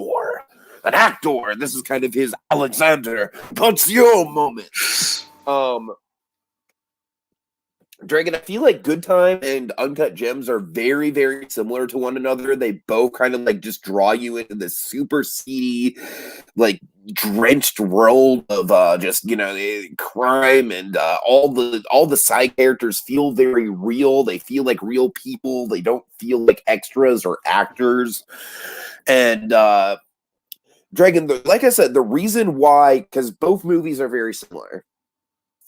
But I feel like whereas Uncut Gems very artfully just kind of gives you a 2-hour heart attack in the form of a film, Good Time does that, but with heart. And I'm not saying that the lead character has, is someone you want to root for. I am saying his plight is something that you root for in spite of the main character. And that is kind of the balancing act that worked for me. It didn't work for you, but it worked for me. Of this guy is doing all the wrong things, both morally and in terms of just like correct moves strategically to do to get his brother out of this situation. But the situation his brother's in is terrible, and at least Robert Pattinson is self-aware enough to know that he fucked up, to know that this is pretty much inexcusable if he doesn't get his brother out of the situation. And the urgency of that is just, man, it's palatable. It's really palatable. This is not a good guy, but it's a guy who knows he's messed up, and it's a guy who knows he has to atone, and he's going to atone in any way possible, even if the way in which he's trying to atone just leads to more damage and leads to more chaos. And I love that about this movie, Dragon. That's what I really find fascinating. I feel like Uncut Gems is a little bit more shallow because Uncut Gems is basically just like anxiety. Don't get me wrong, Uncut Gems is fantastic and it's on my list for a reason. It's an incredible theatrical experience. But I just think thematically Good Time just has a little bit more to chew on it. It's got a little bit more there. It's got a little bit more meat on its bone. So Overall, I think the Safdie brothers kind of came out at the end of the decade to kind of like announce their presence, and I really do think they're going to be a big force in the 2020s, man. I can't wait to see what they do. I'm following their career like a hawk. All right, Dragon. Getting into the 20s now. Yeah, number 29. What do you got? How to Train Your Dragon from 2010. Ah, there we go. Okay. So, of course, How to Train Your Dragon, the reunion for our two buddies, Chris Sanders and Dean DuBois. But for DreamWorks this time, for the competition. Ooh, no, but it was really good. Yeah. Chris Sanders didn't stick around for it. Then kind of the burden fell to Dean DuBois, who did an excellent job with things. But it's kind of nice, Chris Sanders. It was kind of a nice little reunion piece, which I think kind of juiced out a little extra kind of specialness with How to Train Your Dragon. Honestly, it was honestly they're really close. It was really hard choosing between the two How to Train Your Dragon movies, as I'm sure you can imagine. But for me, there's something to be said for the original, and I mean, I don't know. This wasn't purely the reason, but How to Train Your Dragon 2, I was always iffy on the whole alpha thing. It's like it's a little iffy. It works fine. I hear you. It works fine. It's not a problem with the movie. It's just like if you were measuring the two of them up. I mean, yes, it's just like basically big. There's a giant dragon as the bad guy in the first one, but Hiccup didn't have much of a plan in two. He was like, I'm going to go to Drago Bluffus. I'm going to change his mind. Good notion. I like where his head's at. Not much of a backup plan though. Anyway. Back to How to Train Your Dragon, the original. Of course, we're adapting the book series, very straightforward. We have a great arc in the first film. Very much, as Tiki said, built around kind of the boy and his dragon story, but also boy and his father's story, with kind of a ripple effect that changes the status quo of the Viking town in a really nice way. I love the... it's not just a nice blooming friendship with Toothless, which of course is kind of the main hallmark of the movie, but I love there's like a great underlying message of let's understand our quote-unquote enemy before we go to war with it for decades. There's something really nice about that. It's not too late to change. It's not too late. Very anti-prejudice. That's the thing. It's really nice in that regard. I'm really it's really strong about that in the first place. And I love me, Teague, I'm a sucker for evolving methodology, especially it's kind of like what Spielberg does in his movies. I love an evolving methodology where you see kind of a character kind of perfect something as it goes along. Of course, Hiccup does that with the whole flying system, the whole flying rig on Toothless. And I love how that's kind of a symbol for how these two characters, really impact each other. Literally, I love how the flying is essentially like throughout the whole trilogy. Hiccup's working on that. Absolutely, it's becoming more dragon-like through the whole thing. Yeah, That's I love it's always been kind of the running thing of like they impacted each other so much. Hiccup in the literal first place, where kind of throws a net at Toothless, and he kind of loses a tail in the course of that. And Hiccup, of course, by the end of things, he loses a leg, which of course the two are they need each other to fly, and they kind of create such a huge mark on each other in the literal sense as well as the emotional sense. Storytelling is rock solid. DreamWorks, essentially, I would argue they made a classic for the decade. How to Train Your Dragon, especially. I would say so. Yeah. Started all, therefore I'd say it's kind of the classic. So yeah, good stuff. Okie dokie. My number 29 is going to be The Muppets 2011. Dun, dun, dun, dun, dun. All right, so Dragon, I had a hard time choosing between this and Muppets Most Wanted. I know. I said this before, I'll say this again. I think Muppets Most Wanted is honestly probably the better Muppet movie. But The Muppets 2011 is the better movie about the Muppets, if that makes sense. I get it. I hear you. I get it. This isn't the perfect Muppet movie. It's a great Muppet movie. It's got a lot of fun gags. It's got Jack Black and Smells Like Teen Spirit and all that, and we love it, and it's mostly in the third act. But what I really love is how much pathos this movie has. I mean, just Jesus Christ, the Pictures in My Head song is just amazing with, just how much you feel for Kermit in that moment. It's like Kermit the Frog deserves an Oscar for that song, man. Not only that, but I feel like Walter is just like the perfect Avatar character. It's a shame they didn't do more with him. I do love the whole premise of like Jason Segel and and this Muppet just kind of being brothers and it just kind of Yes. having an illogical logic to it. It's great. Well, it's my favorite part of the movie too. Right.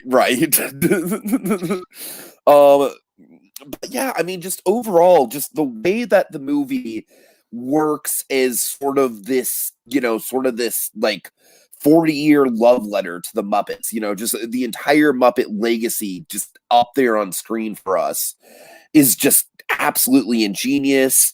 And I'm gonna just come right out and say it, Dragon. I have not cried in a movie theater harder than I did with Rainbow Connection. Now, Tiki, just to quote Simba Trey here, are you sure someone wasn't sitting near you with the cutting onions in a bowl? No, okay, Dragon. I'll go over the play-by-play of the Rainbow Connection thing. All right. So the the banjo starts playing the do do do do do do, and I'm like, oh God, okay, I can take it. No big deal. This is before Inside Out, And so you then- have no cushioning here, no Inside Out tissues yet. Right. And then just Kermit singing. I'm like, all right, we've seen this before. Not a problem. And then Miss Piggy comes out and they start singing the duet. And I'm like, God damn it. All right, I'm fine. How can we ratchet up the emotion? I know. And then Dragon, as soon as the Muppets hold hands, it's over. You're done. I'm just waterworks, and I count that for pretty much every time I watch this. I mean, it's as a Muppet fan, Dragon, I think it's the ultimate Muppet moment. I really do. I think it's just this perfect coming together. Of course, that great pan out where you see like almost every single named Muppet that's ever been in the Muppets in that shot. Just goddamn, I could talk about that one sequence forever, but we don't have time. Oh man, let me catch a breath. Just overall, I think the soundtrack is fantastic. Life's a Happy Song. Am I a Man or Am I a Muppet? The Me Party. Just a fantastic set of songs here. Oh God, just so much good stuff. Animal's whole arc of the no drum. He's in drum rehab. I love it. God, so much good stuff, Dragon. So much good stuff. I love it so much. We'd be here all day if we kept talking about it. Oh yeah. All right. Number 28, Dragon. What do you got? X-Men Days of Future Past from 2014. I wanted to put this on the list. I couldn't make room for it. Well, wait, Tiki, didn't you put it on a list already? Oh, is it Yeah. far? No, you're right. It is further back on. You used Quicksilver as your image, yeah. Okay, you're right. I'm sorry. It's way further back on my list, and I respect you for putting this high, Dragon, because it is fantastic. Of course, 2014, tremendous year for superhero movies, as well as animation. Again, How to Train Your Dragon 2 being prime example, and Lego Movie. Excellent year. 2014 was the year, man. 2014 was the big year. Anyway, and yet somehow Big Hero 6 won. Well, look, let's not go political with that one. Anyway, that was their mistake. Trying to avoid that, but c'est la vie. Okay.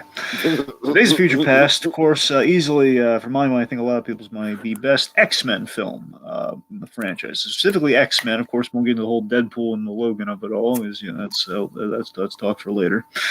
But easily the best X-Men film, certainly. It smartly adapts an X-Men story for a change, and an X-Men story in Days of Future Past with Wolverine adds in the mix. It's kind of a fun marriage of, okay, so we have a decent reason for why Wolverine's the only guy we can send back in time with the whole healing factor of it all, and of course the guy's got mind issues already, so he'd be kind of a prime candidate. Versus Kitty Pryde, who unfortunately we barely spent any time with outside the not so great X-Men movie. So yeah, let's send Wolverine back in time. But it works. Anyway, so basically it's a great kind of crossover of the two eras of the X-Men really nicely. Of course, kind of the next generation, kind of our first class bunch, and of course the old boys. And it feels the most comic book of all the X-Men. of all the X-Men movies. We have time traveling, we got Sentinels. Of course, time traveling is a thing within the X-Men, again, mainly per Days of Future Past as per this story. And I've seen again, I always talk of this, everyone goes to the 90s X-Men show, which is good, but I'll tell you one I think is better, the Wolverine and the X-Men. This movie takes a few cues from Wolverine and the X-Men, I think subconsciously that I really liked, where again, we have like a whole, what happens in the past, basically what happens in the past affects the future situation. That's very much kind of what they did in the whole Days of Future Past within Wolverine and the X-Men when they tackled that with the two timelines. And Wolverine kind of a leadership role. In this case, Wolverine is kind of the guy who has to go back in time and basically get Professor Xavier to hope again in kind of a very during the Vietnam era, during the time where like mutants are being sent off to Vietnam and he blames himself, that whole thing. Which is great, seriously, really. It's great. It's basically all I ever wanted from an X-Men movie is kind of in this. Really. I've always just wanted to see kind of like something a little bit more in line with the.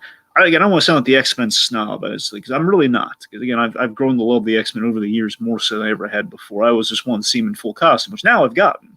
Took a long time though to get there, but anyway. Point being, this film definitely has the content that you're looking for with the X-Men. For example, Jennifer Lawrence, she's not only great in the film, but she actually has stuff to do in this one. He gads. Just think about it. Here's the thing: Jennifer Lawrence, she's good. She's really good in First Class. Problem though, she has no purpose on that team. Like, why is she? Basically, she's only in the third act of First Class just to betray Charles. That's the only reason she's there. When you really think about it, she's not a trained fighter. She lifts weights. It's about it. That's all she. Point being, this movie corrects that. We get to see Mystique as kind of the stuff we kind of know her for. She's kind of the most dangerous agent in the room, the shapeshifter, with the emotional kind of content that we built in with First Class. So it's all there, man. We get the full. This is the best Mystique is in all the movies.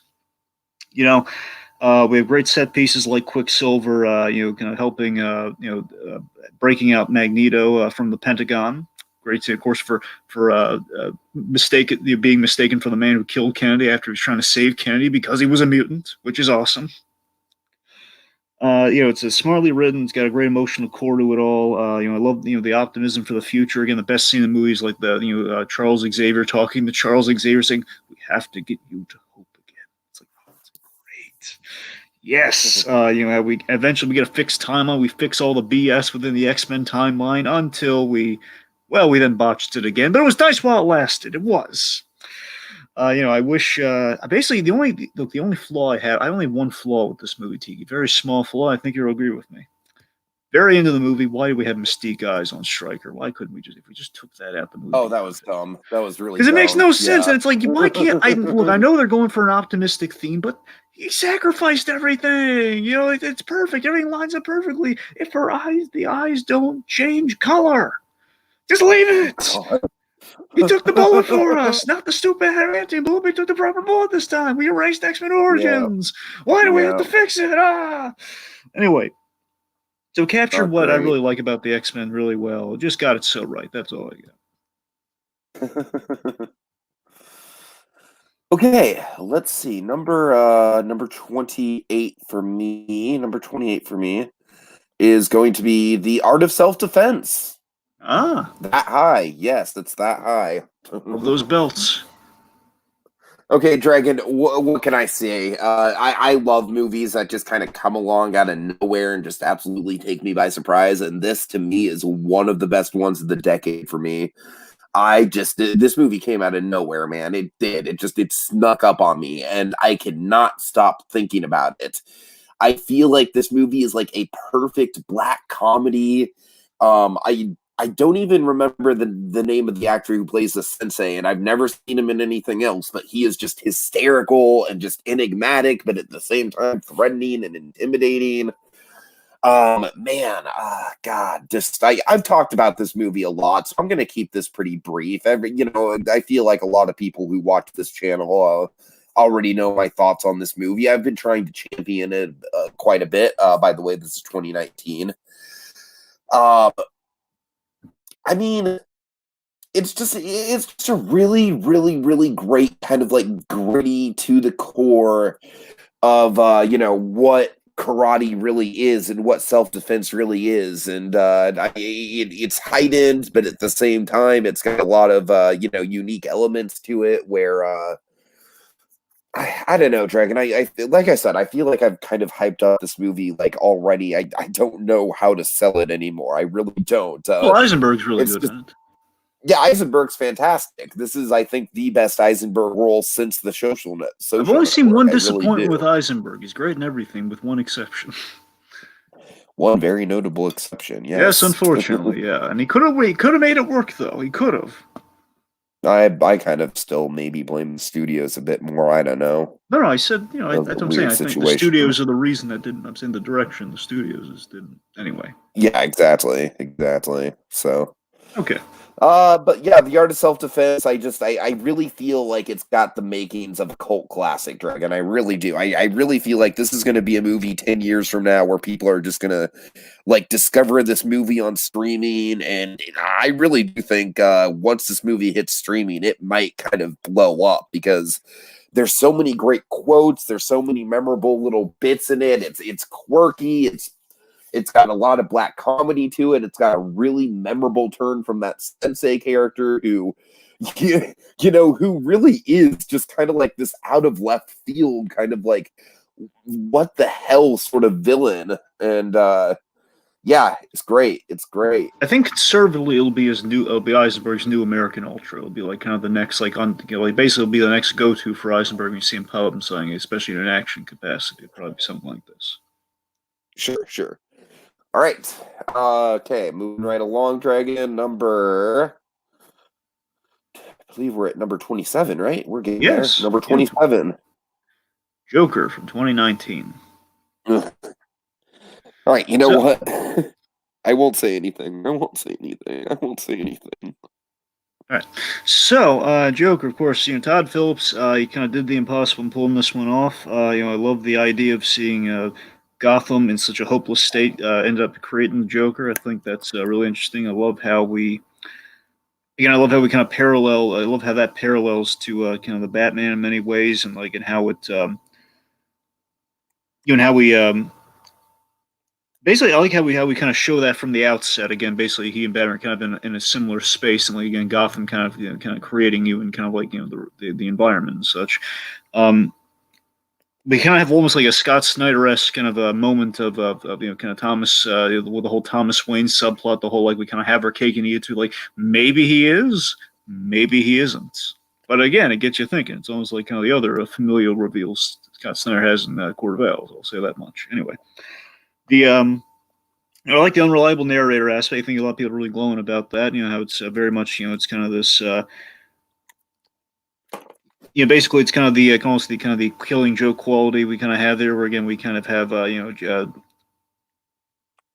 Joker kind of worked into how we worked all that into the plotting. I guess I worked the unreliable narrator aspect into the plotting, and how we kind of were able to have our cake and eat it too. That if there are certain aspects of the movie you didn't like, then you can always cover it with. Again, some of it may have been imagined or exaggerated, or again, as we've established, the man, he sees people sometimes. I won't say which people, but he sees people sometimes.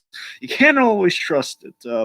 Joaquin Phoenix, everyone's talked blue in the face about it. It's all warranted, mind you. Joaquin Phoenix's portrayal, I just love the arc of laughter. I'll put it simply like that. The arc of laughter, I'll say that much. The arc of laughter is tremendous.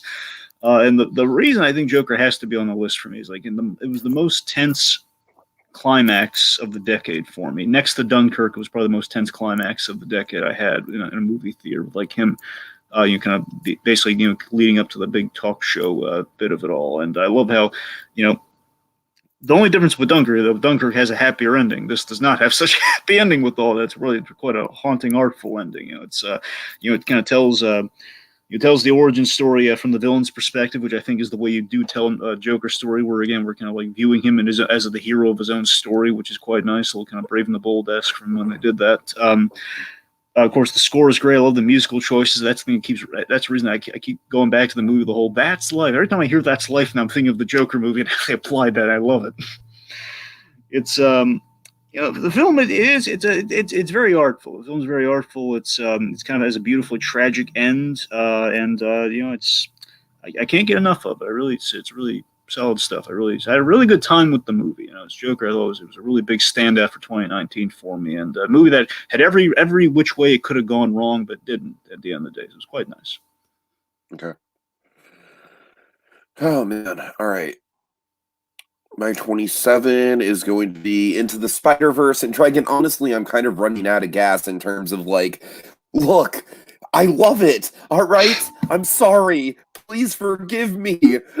It's still one of the top 30 movies of the decade, not of the year, of the decade. All right. You don't I don't know what apologize else to to me. say. Apologize to Simba Trey, okay? Don't. I am apologizing to the betray and probably Claude Coringa as well, and anyone else who may be watching. Oh God. Well, the lynch mob Into forms behind them, so. Into the Spider-Verse is definitely one of the best animated films of the decade, to be sure. And I really don't want to sit here and nitpick the movie and explain, there's no reason why it's, really the only explanation I have is that there, frankly, are 26 movies that came out this decade that I personally gravitate to a little bit more than this one. I did that at the end of the day, it's all subjective, so please forgive me. Please forgive me. Oh, hey, we got England here. Yo. Nice to hear y'all talk about stuff. Yeah, England. Yeah. Welcome. We do talk about stuff. We do. And England, this is a project that's actually, as you can imagine, this has been a decade in the making, but, quite literally on my end, because I very literally started cataloging all these movies back in 2010. And so, this is a project for me that, it's intense. It's intense, especially because of how He's Spider-Man right now over SpiderVerse, especially, yeah. Right. God. So, Dragon, just going into the movie, I'm sure you're going to talk about it in your top 10 or top 20 or whatever, but, what more needs to be said? The animation style on its own is just kind of a revolution in a way. It's just, it's got that same kind of, like, Coco effect of where I wanted to go back to the movie theater to keep seeing it over and over again. Because just to live in that world and experience it. But the story has such meat on it, and it's a great balancing act where the story is absolutely ridiculous, but by the same token, it works on a very humanistic level. There's I would wager to say that this is probably the most pathos we've gotten from a Spider-Man movie since Spider-Man 2, bar none. My favorite moment in the movie is when Miles confronts Peter B. Parker about the Uncle Ben of it all, and Peter's like, "Stop! Don't you say that! Don't you say those words!" I love that, Dragon. That right there. That's what the Tom Holland Spider-Man movies are missing. As much as I liked Far From Home, and Far From Home I did think was a good step in the right direction for Tom Holland Spider-Man. I think it's actually Kevin Feige's response when everyone asks about Uncle Ben. Like, don't even say it. Don't even... right. So yeah, God,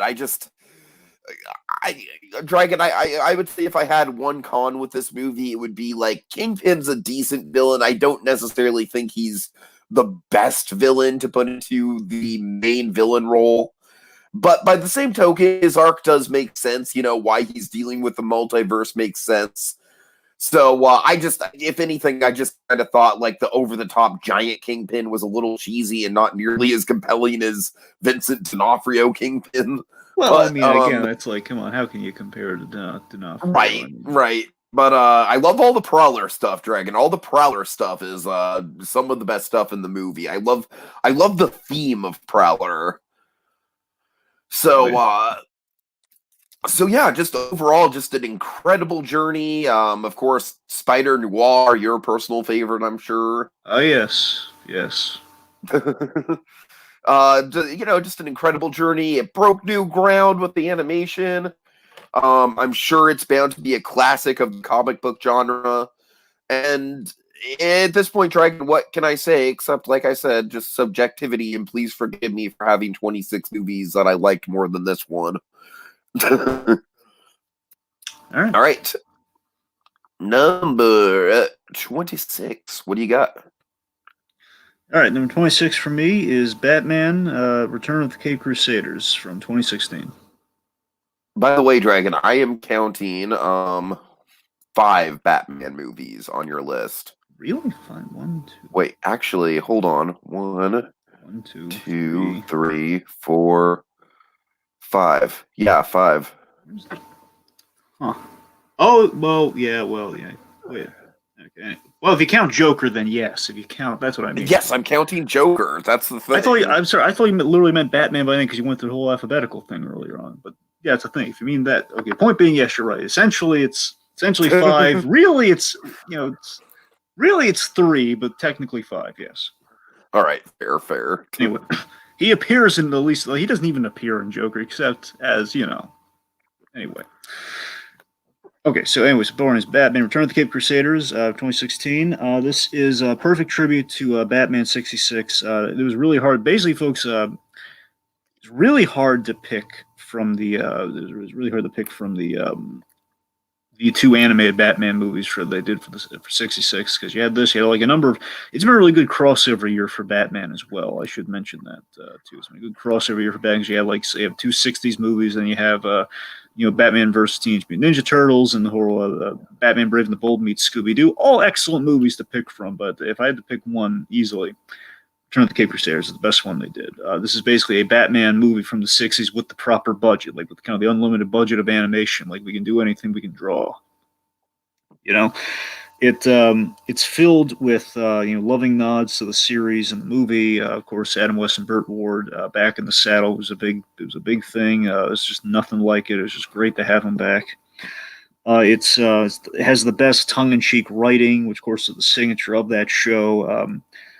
And of course, yet again, much like Lego Batman, it plays to the grand approach of how do we approach Batman 75 at this point, 75 years at that point, a little. The point being, how do we approach him after all this time, after 80 years plus, whatever. And of course, the way we approach is brilliant. Like, what if Adam West Batman responded to all the hate that he got in Batman in 1989 when the new Batman was when the big darker Batman was coming out on the big screen? Like, what if that Batman responded to that? In doing so, he became like the 89 Batman and so on, like the Frank Miller Batman and so on and so forth. What if he became the dark Batman at first? Which again makes you the audience, or you the skeptic coming into this for the first time, which I doubt there are, but let's just say for argument's sake, skeptic coming on, 60s Batman, ha ha ha. But again, at the end of the day, I think you're going to come to a little bit of kind of the fan side here. So you're gonna appreciate that altruistic, PSA sprouting Batman all the more. So it's like, oh man, this isn't Batman. What's he doing? He's like breaking Riddler's leg, like he's operating table. He's a surgeon. What's going on here? It's just. It makes you long for kind of the more innocent times of Batman like this. It's a fascinating deconstruction of Batman kind of being capable of becoming a villain, and it's amazing that we did something like that in the 60s Batman of all things. It was just brilliant the way we did that. Again, perfect way of kind of celebrating Batman the 66 after all these years. Again, so many crossover things to pick from. This one always, much as I love Batman Two-Face, this one feels like the swan song. This one, it almost feels like they did those two out of order. Two-Face feels like a lost episode. This feels like a movie. I think that's the thing. Difference. But also, it feels like you could almost switch them around. Where Batman Two-Face, again, unfortunately, that's the last one Adam West has ever done. But again, like it feels like that one could have been like the preamble. Like again, lost episode. And this is like the if you needed an ending for 60s Batman, this would be a really good ending. Of course, thanks to James Tucker and company, the Brave and the Bold guys who did this, and they did an excellent job outside the whole DC original animated kind of film line, which is basically where all these fun crossover projects and kind of 60s projects have come from. Just turned out fantastic. I loved the pieces.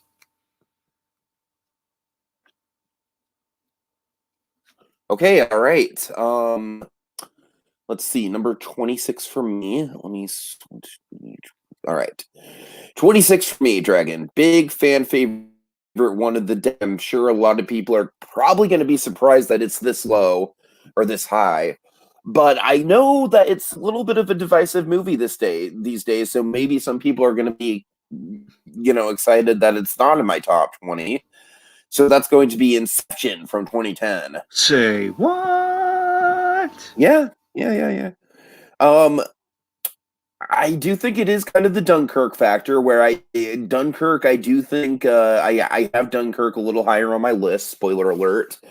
But Inception is just, I mean, I don't even want to break down like why it's not higher on my list because at this point it's just like it's subjective, folks, all right? That's all there is to it. But uh yeah, what I love about this movie, I mean, just God, where to start? It's just it's a puzzle of a film. I don't think it's that complicated. I don't think it's as complicated as people make it out to be. But but by the same token, I do love the different layers of the dreams. I do think it is one of the best dream movies ever made, at least one of the best, like, big budget, high concept dream movies. It's got just a great illogical logic to it. I love the world building. I love just all the possibilities for the world. I really want it to be I really want there to be a sequel. I'm crossing my fingers that Tenet is somehow connected to this movie in the same way that, we have like the Split situation with Unbreakable. I'm crossing my fingers. Yeah. And of course, I really do think that out of all the Christopher Nolan movies, this one might be the most human. With if Leonardo DiCaprio's plight with his wife, the guilt he carries over what happens, the fact that Mal is literally just this train of thought that's destroying the dream is just conceptually and writing wise just absolutely brilliant imagery. And Mal, of course, she is just terrifying. She's a great villain. I would wager to say that Mal is not quite up there with Heath Ledger Joker, but she's like just one tier down from Heath Ledger Joker when it comes to Nolan villains Dragon. I mean, she's right up there. So yeah, just overall, just an incredible high concept experience. I will admit, I do think it gets a little overhyped. Like, even for me, putting it this far on my list, I do think it's a little overhyped. Like, I wouldn't put it in my top 10 of the decade, personally. Especially because, at the end of the day, it really does kind of boil down to, like, one big chase for a lot of it. And a lot of the runtime does, we get, like, the falling car forever. And, a lot of it feels a little bit bloated, especially watching it back today. But still, it's just like it's a great auteur action movie. It's big, it's bold, it's ambitious, and it really struck a chord with people. So, you got to respect it. Ooh, all right. Number 25, Dragon. What do you got? I Am Big Bird from 2014. Oh, man. All right. This one, oh, God, especially post Carol Spinney's death. I imagine this is hard to watch. One of the most moving documentaries of the decade. There's only one other one that really challenges this one, mind you, but this series is a very moving documentary. 5 minutes in, I've always said this. Whenever you get into this thing, anyone who asks, like 5 minutes into it, it's going to take you aback in a big way. It's going to rock your world in like 5 minutes. That's when you get the whole abusive thing with his past. It's like, oh God, it's horrifying. But again, seriously though, it's like 5 minutes of documentary. You're going to be so captivated, and you're just going to be basically your whole rock your world and your whole perception of Carol Spinney. When you go and it's like, oh, okay, it's gonna be like that Elmo documentary. It's gonna be, okay, it's gonna be like, okay, we learn about the puppeteer. You got the whole craft, but no, this is like a grand story of a documentary, man. I'm not trying to throw shit at the Elmo documentary. This is even better. It's 20 times better than the Elmo documentary. Point being, we have the storied career of a puppeteer who essentially, he gave us Big Bird and Oscar the Grouch, and of course, in later in life, of course, to his passing, I mean, the man literally gave everything for his craft to the point of we kind of circled the retirement in this thing, and of course, ultimately had to retire because man, it's like he bore the scars of a puppeteer, as in like he couldn't, his hands couldn't move right anymore. It's like something kind of hard. Again, it's like it's horrifying if you're like in like a sense of like, if you like put yourself in that situation, like, oh God, it must be terrible. By the same token, it's like kind of a badge of honor to wear. It's like the man just kind of wears the scars. Like I put literally everything to my craft and people love me, and I created characters that were going to be around for generations. There's something kind of beautiful about that, and we kind of see the beginnings of that here. Anyway, so I adore the relationship with Carol Spinney and his wife that is established in this documentary. It's a great meet cute story about like how he kind of met eventually his wife like 3 times in life, not knowing it was the same person, which is adorable, and I love it. There was some really great. There's some high highs and some shocking lows in this piece, like where where Carol Spinney is just like, oh, like for example, Big Bird, the puppet being the suit being tarnished. That's like the most gobsmacking moment in the whole thing. We're just we have this like basically we see the connection between man and bird, and of course the near death where Carol Spinney almost died in the pursuit of playing Big Bird, which is oh god, it's chilling. Well, I shouldn't say chilling. It's really it it gives you goosebumps. Like, oh man, it's something kind of shocking. The I feel the most touching component, the whole kind of framework of the whole piece that's kind of building to throughout the whole work. I think the reason is just it's something that kind of elevates this thing even more. So if all that wasn't already selling you. It's it's the Big Bird in China of it all. Which, of course, I don't know about you. I kind of know about you and me. We were both very much enthralled in the whole Big Bird goes to China special, right? The whole Big Bird going to the big wall and all, the whole looking for the Phoenix, all that, and then basically with little Zhao Fu, a little girl in that. And it was just the most touching component is that narrative there, and it kind of links up towards the end. If you haven't seen it, folks, I won't spoil the whole affair for you, but it's really good. The documentary paints such a full paints such a picture of a full life, and it's so triumphant. Again, it's like this is only 5 years before the man's passing, roughly, and it was and now that he's gone, when you go back to this though, it's such a now that you learn so much about them, and now that we've learned so much about him through this, because of this, I miss him even more now than we would have just as like the iconic status that he had. But now we know the man. It's like, oh man, you feel the loss even more, but you were happy to know him in some semblance in life. And that's kind of what this is, just kind of a celebration of life and character. That's the best way you could put I Am Big Bird, man. It is. Right. Well said. Well said. Okay, let's see. Number 25 for me is another Denis Villeneuve movie, Dragon. Another Denis Villeneuve movie. It's Prisoners. Oh, it made. Oh, I'm so jealous. A part of me wanted to put Prisoners on there, but I went with Nightcrawler. Yeah. You can see it on my thumbnail in the top left. Hugh Jackman kind of like walking up to Jake Gyllenhaal, all intimidating like. Yeah, this was a good one. This is a really good. And Dano's in this. Paul Dano's wonderful. Jake Gyllenhaal's great, but I think the most memorable thing in the movie for me is Hugh Jackman. Yeah, Jackman. I think this is like probably Hugh Jackman's best non-Wolverine role. I would argue to say maybe this might be his best role, because I think just the desperation that his character gets involved with, in addition to just like the sheer despair, but also kind of like he's got a little bit of a Liam Neeson taken vibe to him, but in a much more dark and realistic and gritty component to it. I mean, Prisoners is a movie that's all about kind of like, it's one of those things where we take the one word and how do we associate it with everyone? Well, it's like, of course, you've got the little girls who are prisoners because they're being kidnapped. You've got Paul Dano, who is a prisoner of Hugh Jackman, who he thinks kidnapped the little girls. You have arguably Hugh Jackman being a prisoner of his own mind. You've got, there's so many different layers to that prisoners thing, and I love the maze theme. I love all the symbolism in general. This feels like the best David Fincher movie of the decade that wasn't directed by David Fincher, Dragon. It really does. Yeah. This feels like a lost David Fincher movie. Man, I mean, everything about this movie is just bone-chilling. It really is. It's I mean, Denis Villeneuve he just has a way with atmosphere, man. He really does. He has a way of just characters and atmosphere and just drawing you in, and really, and just kind of like he's also got a way with ambiguity as well.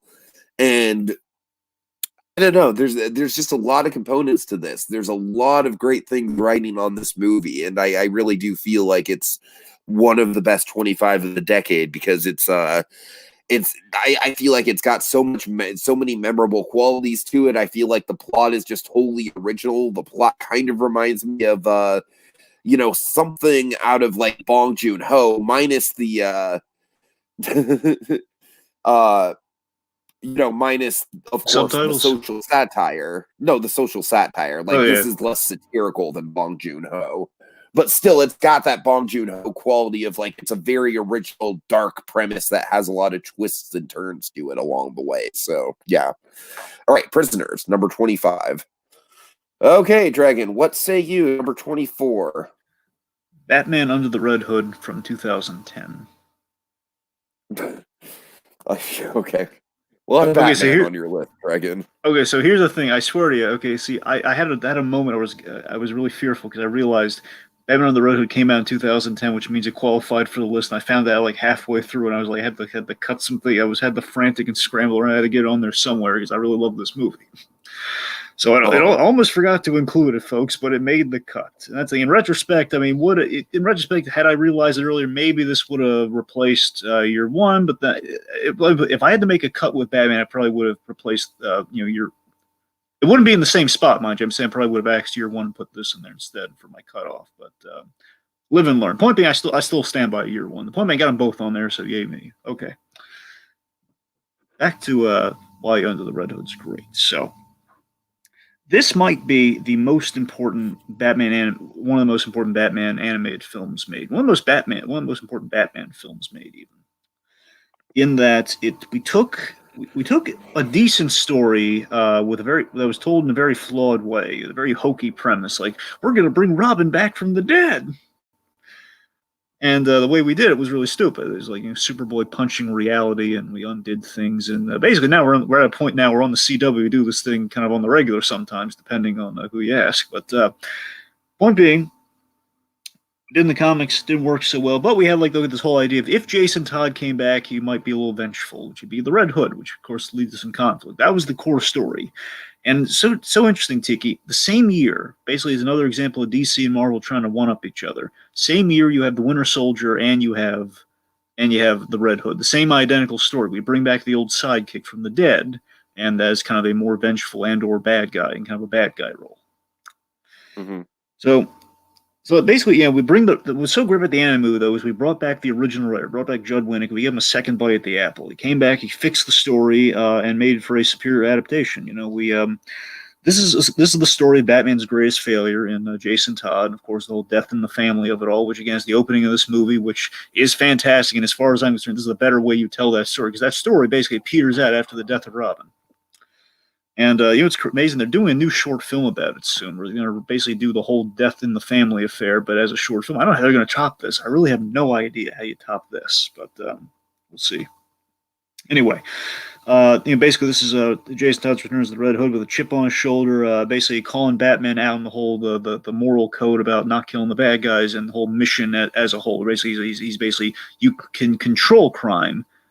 You can't stop crime. That's kind of thing where you control crime by being a gang lord, which essentially is kind of the whole premise of that movie. It's you have some great takes on Black Mask, which again you look with Birds of Prey now. This was the better Black Mask, the one we have in the animated movie. You have John DiMaggio playing the Joker, really refreshing. This is at a time where everybody's thinking, get Mark Hamill for this, get Mark Hamill for that. And how can you not? Because he's fantastic. But John DiMaggio was really good as the Joker. I want to see him come back as the Joker sometime because he's really good in this movie. Jensen Ackles as the Red Hood, he's fantastic.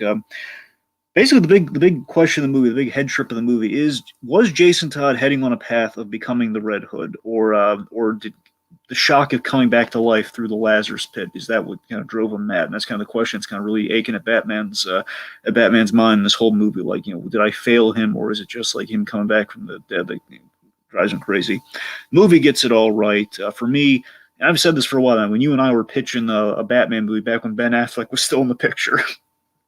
Remember that? Mm-hmm. I remember basically this is still kind of my model. If you want to do a trilogy of Batman movies, nothing against Matt Reeves, he's doing his own thing, but we didn't know at the time. If you're gonna do a trilogy of Batman movies, I'd recommend doing the Red Hood saga. Basically, kill Jason Todd the first movie, we do kind of the Tim Drake of it all in the middle, and then third movie, Red Hood. So a lot of love for this movie. Had really big ripple effects for the character and kind of legitimized bringing Robin back. Good stuff. All right. Kind of feeling a little bit of I'll get through it, Dragon. I'll get through it.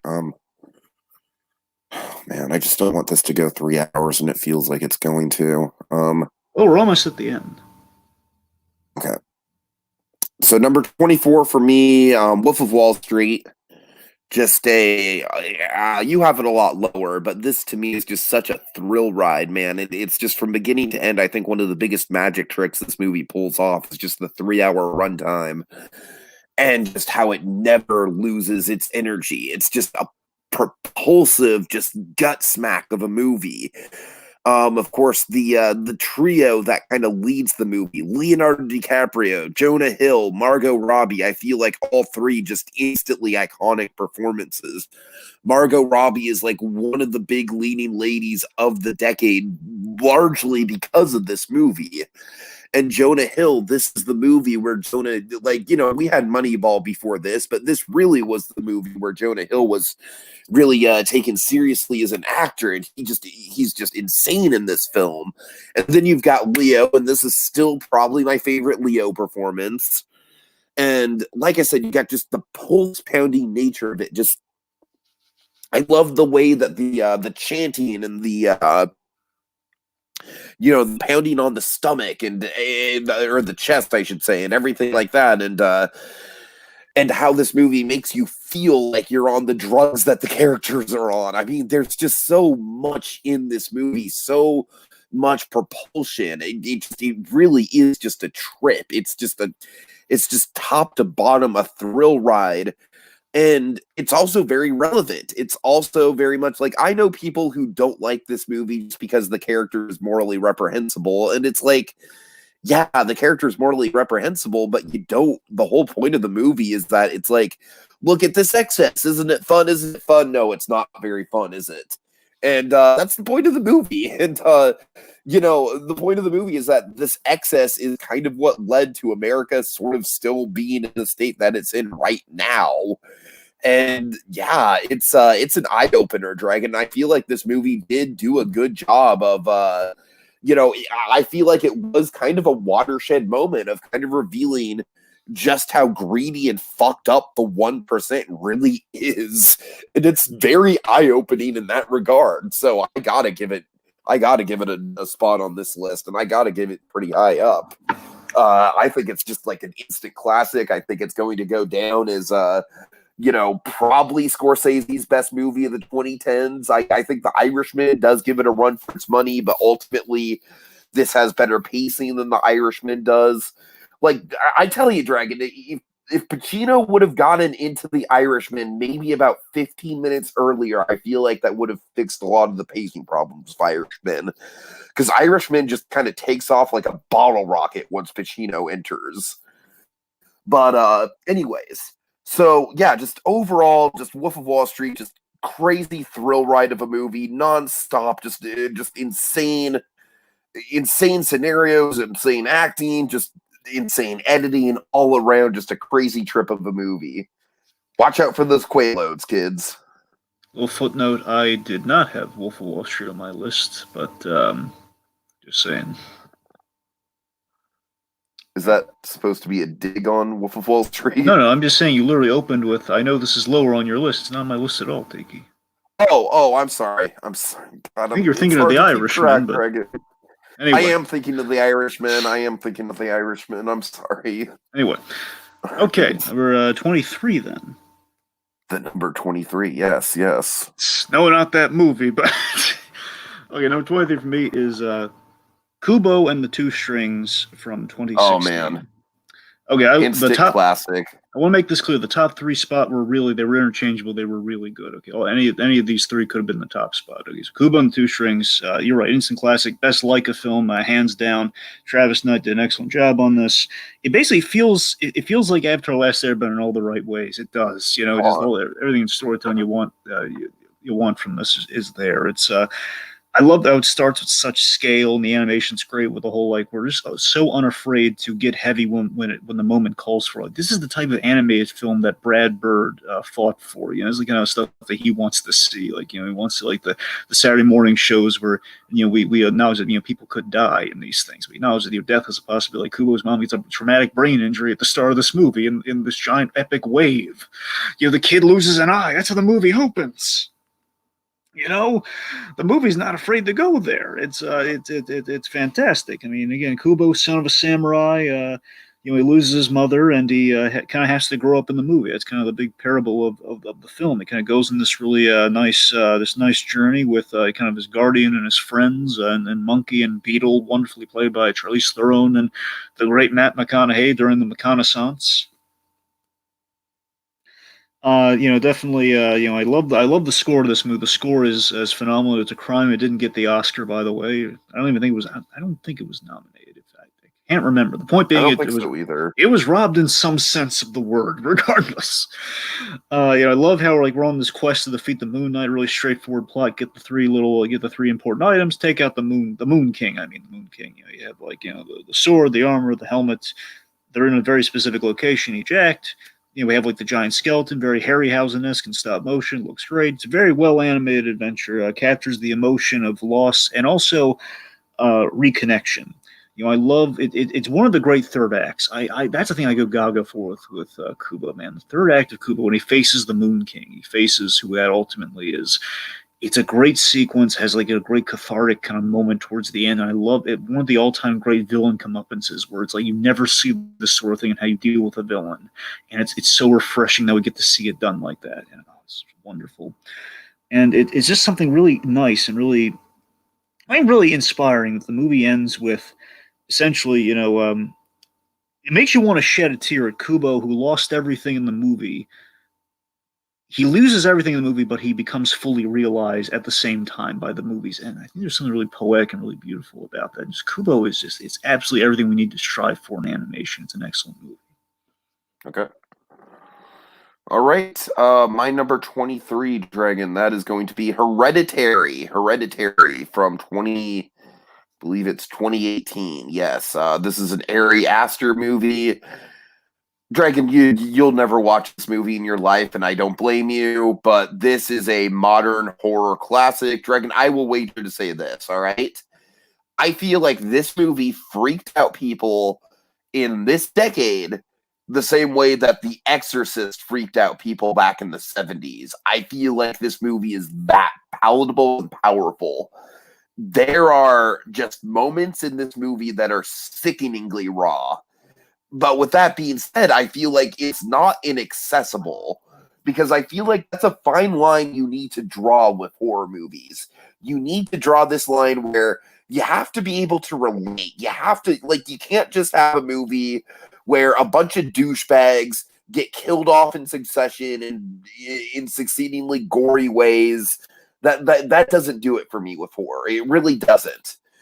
What I want from horror is emotional visceralness. And this movie is just so raw, just absolutely raw. It deals with the death of different family members within two different family members within a very short time of each other. And then Toni Collette essentially loses her mother and her daughter within a month of each other. And the way that she goes about it is legendary. Legendary. There is no reason why Toni Collette shouldn't have gotten nominated for an Oscar last year. She absolutely deserved it. I mean, Jesus Christ, she should have won the Oscar last year, honestly. She is just she is just another level, Dragon. You see the pain of what she's going through, but you also just see how scary it is, how everyone around her is reacting to it, and how it's just the whole thing is just so volatile, and it's like a powder keg. It's going to go off at any minute, and there's so much tension between this family, and there's so many unsaid things about the way in which the daughter died, and man, just it's a towering achievement of a horror movie, Dragon. I actually think that this is my top-ranked horror movie of the decade. I believe it is. I have The Lighthouse higher than this, but The Lighthouse I don't even really consider a horror movie per se, so, that's more of an art house experimental thriller type movie. It's hard to classify The Lighthouse. This you can easily classify as horror, and I just genuinely think this is the best horror movie of the decade. You got your Conjurings, you got your Blumhouse, but this is just something else, man. It's something very, very raw. And I feel like people are going to keep going back to this, and future generations are going to discover Toni Collette's performance in this, and it's going to haunt their dreams in the same way it haunted us when we first saw it. I am very, very happy to have seen this movie. I only wish I would have seen it in theaters when it first came out. Woo! All right, that was a mouthful, Dragon. Number 22. Captain America, the First Avenger from 2011. The Star-Spangled Banner with a plan. Anyway, so... Well, if it ain't the Star-Spangled Banner with a plan, what's your plan for the day? Okay. So, I love Captain America, the First Avenger. It's not as much as some other entries in the Captain America franchise, I'll say that much, but this is a film that I liked from the outset, but I didn't love until a couple of rewatches. Because, basically the only issue I really have with the First Avenger is the third act. Third act's iffy. Third act's flawed, for sure. But again, I want to say that the film has so much going for it, it kind of paves over that third act kind of syndrome that it has. Where basically, we don't just simply let Cap kind of like fall into the ice. He's got to like land the plane. When you really look at the logistics of it, it doesn't make sense. So we even call it out some of the deleted scenes of Endgame. The point being, let's just table that. It doesn't matter. We'll put that in the corner over there, Prince style. It's over in the corner. Anyway, so this movie, it's one of the most pivotal arcs in the MCU. The story of Steve Rogers kind of affects the course of the MCU in many respects. The Tesseract, you name it, Howard Stark. Many things get kickstarted here. I love how we invest in skinny Steve Rogers, who just wants to serve the cause. He wants to serve his country. The friendships that he has, of course, with James Buchanan Barnes, as well as Dr. Ernst Kine. I love Dr. Ernst Kine, played by the incomparable Stanley Tucci. That's just great. Basically, the main crux of the whole movie, the biggest theme, where if Iron Man's the whole proof that Tony Stark has a heart, and the whole the way we kind of perceive the heart as the arc reactor and kind of the connections there, and being Iron Man. Here, it's the whole be a good man. Basically, a good man will be a great man with the super soldier serum. That's very much kind of like the credo of the movie. For the first one here, we kind of put into place that it doesn't matter. Like, even if he didn't have the super soldier serum, bear in mind that's kind of how he can kind of do all the stuff that he does. The will of Captain America is what you come to respect. Therefore, when he has the powers and everything, you respect him even more. Of course, I could have gone home after Star Spangled Man and the whole propaganda sequence of the movie, because that was just everything I could have asked for and more, just going into the movie. Like, I just give me that. I'm satisfied. All right, you did your job. We're all good from here. But luckily, the bases were fully loaded in all the best ways, and we have excellent scenes that shaped who that character is, like the grenade scene where all these bigger guys. Love the grenade scene. Oh, man. The grenade scene, like skinny Steve Rogers, all these big burly candidates for the super soldier program, they cower in fear of the grenade, but that grenade's going next to Peggy Carter. So Steve Rogers, skinny Steve Rogers, he jumps on the grenade, tells her to move, tells everybody to get out of there. Oh my God, yes, he's still skinny. It's like, yes, it's perfect. It says everything you need to know in the character in one moment. It's absolutely perfect. And again, there's so many other character building moments I'm not going to bore you with, but basically, like, all these character bits, like, I could do this all day, all that sort of stuff. The point is, I could talk about that. I could do this all day, glowing about this movie.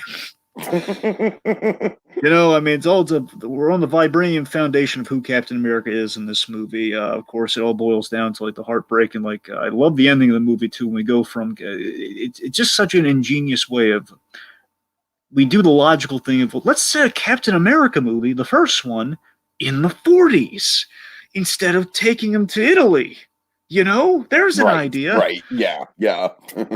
And we do that here, where, again, we have the first movie basically build up the legend of Captain America so we can play with that later on when he meets the Avengers and so on and so forth, with the whole man out of time thing. I love the ending of the movie. We get a little taste of the man out of time thing, just this great Captain America in modern day Times Square, and he missed his date with Peggy Carter, and it's one of the great tragedies of the whole. The end of the movie is understated, is one of the best endings of the MCU, I think. Absolutely. Precisely, it's just this. I love that last line. I love how it's like he's, like you've got all this technology, you're in a completely different location, completely different time, but he's still thinking about that date, man. Mm-hmm. The movie's just got so much going for it. Again, love it. Wishy-washy third act, but there's so much good in this movie you don't care. Again, with the kid with the trash can, much like he picked up the trash can in the alley. I will argue the third act is not nearly as wishy-washy as the third act of Wonder Woman. Well, you're right about okay. If we're looking at our, kind of our war set movies, yeah, you're in that regard. Yeah. Point being, I'm just love saying, letter. when you're comparing the two of them, Point being, movie. like It's a with this, love. it's like the third act is kind of like, yeah, it's not quite as strong as the other stuff before it. With Wonder Woman, it's like, what the heck? Where? How did we get here? I mean, like Chris Evans in the role again, the Star Spangled Man of it all, how he's worked the propaganda into Tommy Lee things. Jones is incredible, and I wish he was in more MCU stuff. That scene with Armin Zola and like the whole I can't eat meat that disagrees with you. How about cyanide? I disagree with you. That whole I bought you dinner. That whole thing. Anyway, so the point being, the movie and whole I could talk about the Red Skull and everything, which is also good. But the point being, it's a love letter to the character Captain America and his history. It's very well done. Definitely kind of a big pillar within the MCU, struck very early on. All right. So, Dragon, you know I'm a man who loves a good framing device, right? Yes. So, with that, I give you number 22 from the ripe year of 2015, Mm-hmm. Steve Jobs. Well, going from one Steve to the next. What do you know? Right? Steve Jobs is an almost perfect biopic, in my opinion. And I think it's a fucking shame that we have that stupid Jobs movie with Ashton Kutcher that came out first. And so, therefore, everyone writes this movie off as the rip-off Steve Jobs It gets movie. all the buzz, and No, that's unfortunate. screw that. Screw that. This is the one that needs to get the buzz. This is the one that's great, man. I agree with you. I put it on my I list am too. super. I know you did. I know you did. I'm not talking to you. I'm talking to the audience. I'm super passionate about this movie. I really am. I'm super passionate about it. Is it the most accurate biopic in the world? No, it's really not. But the way in which it tells its story, I think it's absolutely fucking ingenious. You know, we have the behind the scenes of the product unveilings and the key product unveilings that are gonna change the course of Apple's history. And I love that even though basically Dragon, I feel like the screenwriting here is so on point where we know that all this drama between Wozniak and Steve Jobs didn't go down just over these these meetings. We know there was a lot more to it than that, and but I feel like the essence is there. The essence of the tension is there. My heart breaks for Wozniak every time. I mean, Seth Rogen just brings it. And of course, Michael Fassbender. I mean, what can you say about it, man? He really just disappears into the role. I think. I don't think he looks as spot on as some of the other Steve Jobs that we've seen. But by the same token, I love how he inhabits the character. It's very method. You know what I mean? Visually, it's not quite there until the third act. But in terms of the movement, in terms of the mannerism, he's got it down. He's really got it down. Of course, Kate Blanchett is his Kate Winslet. trusted secretary. What? Kate Winslet. Winslet, yes, Winslet. Sorry. Kate Winslet is his trusted secretary. A very good role. All the stuff with the daughter is really good. Like I said, I love how propulsive this movie is. I love the framing device, as I've already said. Of course, this movie is just kind of like the Aaron Sorkin hallway movie to end all Aaron Sorkin hallway movies. There's so many great Sorkin walk and talks throughout this film. I love how you see Jobs just kind of like going about alienating people, but by the same point, you see what makes him tick and what makes him a genius. I have heard people in the computer industry criticize this movie for being too critical of Jobs as a person. But I gotta tell you, I think what fascinates me about this movie is that it doesn't deify him. And I feel like a lot of other Steve Jobs documentaries and biopics and stuff do kind of deify him. And with this, it's like, yeah, sure, we're seeing a flawed guy, but Steve Jobs was a flawed guy. We know Steve Jobs was a flawed guy. The thing with Wozniak and all kinds of other shady shit he had going on. But still, he was a visionary, and he was a propulsive visionary, and he just grabbed his ideas and ran with them. And that sort of feeling is present in this movie so much. You feel that sort of inspiration. You feel that click of, that click of just like you're in Steve's shoes. You want to solve this problem. You want to get things done. You want to launch this product. It's a great movie. It's got a thrilling framing device to it. I do think it's one of Danny Boyle's best of the decade, but there's another Danny Boyle movie in my top 20 that we'll get to. So yeah, overall, just really, really love this one. Definitely one of my personal favorites. All right. All right. Number 21. 21 for me is Batman Assault on Arkham from 2014. Another 2014 year, my friends. 2014, good year. Best wine of movies. I would say it would be 2014, 2019, 2010, and 2015 would be the 4 best years. About fair. I gotta really think about 2015 though, but I think that's about right. Oh, I mean 2015's got like Fury Road for one, Inside Out. Oh yeah, okay, yeah, you're right. 15's a good one too. Yeah, okay. Anyway, okay. So Assault on Arkham, Jay Oliva is one of my favorite directors, especially in regard to his Batman related works. He's the whole direct to video DC animated stuff. Steve Jobs was 2015 as well. I know. You mentioned it. Yeah. All right. Anyway, point being, Jay Oliva, he's an excellent director. I love when he does things. I was so delighted to find that he directed this. He was in the chair for this. Anyway, so I love the Suicide Squad. I think the Suicide Squad is an insanely good pitch. Essentially, Dirty Dozen with bad guys. In essence, it's with iconic, kind of comic book villains. Even like some of the unknown ones we just put on a team just for fun to shake them up, kind of like educate the people. Anyway, so basically we're taking the Suicide Squad, we're doing it as a heist movie in Arkham Asylum, which is even better. So this just keeps getting better. You see what I'm going for here, and it makes sense, for a change. Like, okay, so of course recently, ever since New 52, they added Harley on the team, which some people are a little lukewarm to, but this one of the big stories where it made the most sense to bring Harley on the team because worked at Arkham Asylum. She's your inside man. So these are the whole thing of including Harley Quinn and the Joker in the mix of it all, setting at Arkham Asylum, Harley Quinn and the team. Makes perfect sense. This film is everything. Basically, this film is exactly what the movie should have been. Exactly what the Suicide Squad movie that we eventually got on the big screen should have been. It was my barometer going into the movie. Like, if they can just get like a tenth, like if they can get half of this, I kind of got what I wished for. There was half of this, but not the good half. That's the thing.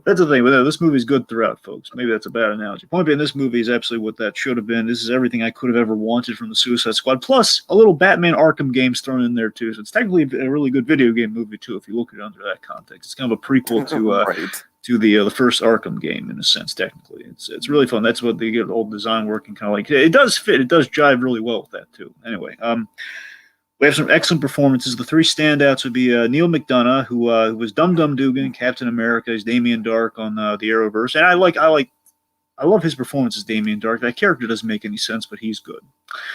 And he plays Deadshot. He plays Floyd Lawton in this movie, kind of the leader of the team. Of course, Deadshot's always, when done right, he's kind of your leading man of the Suicide Squad, and it is like he's done very well here.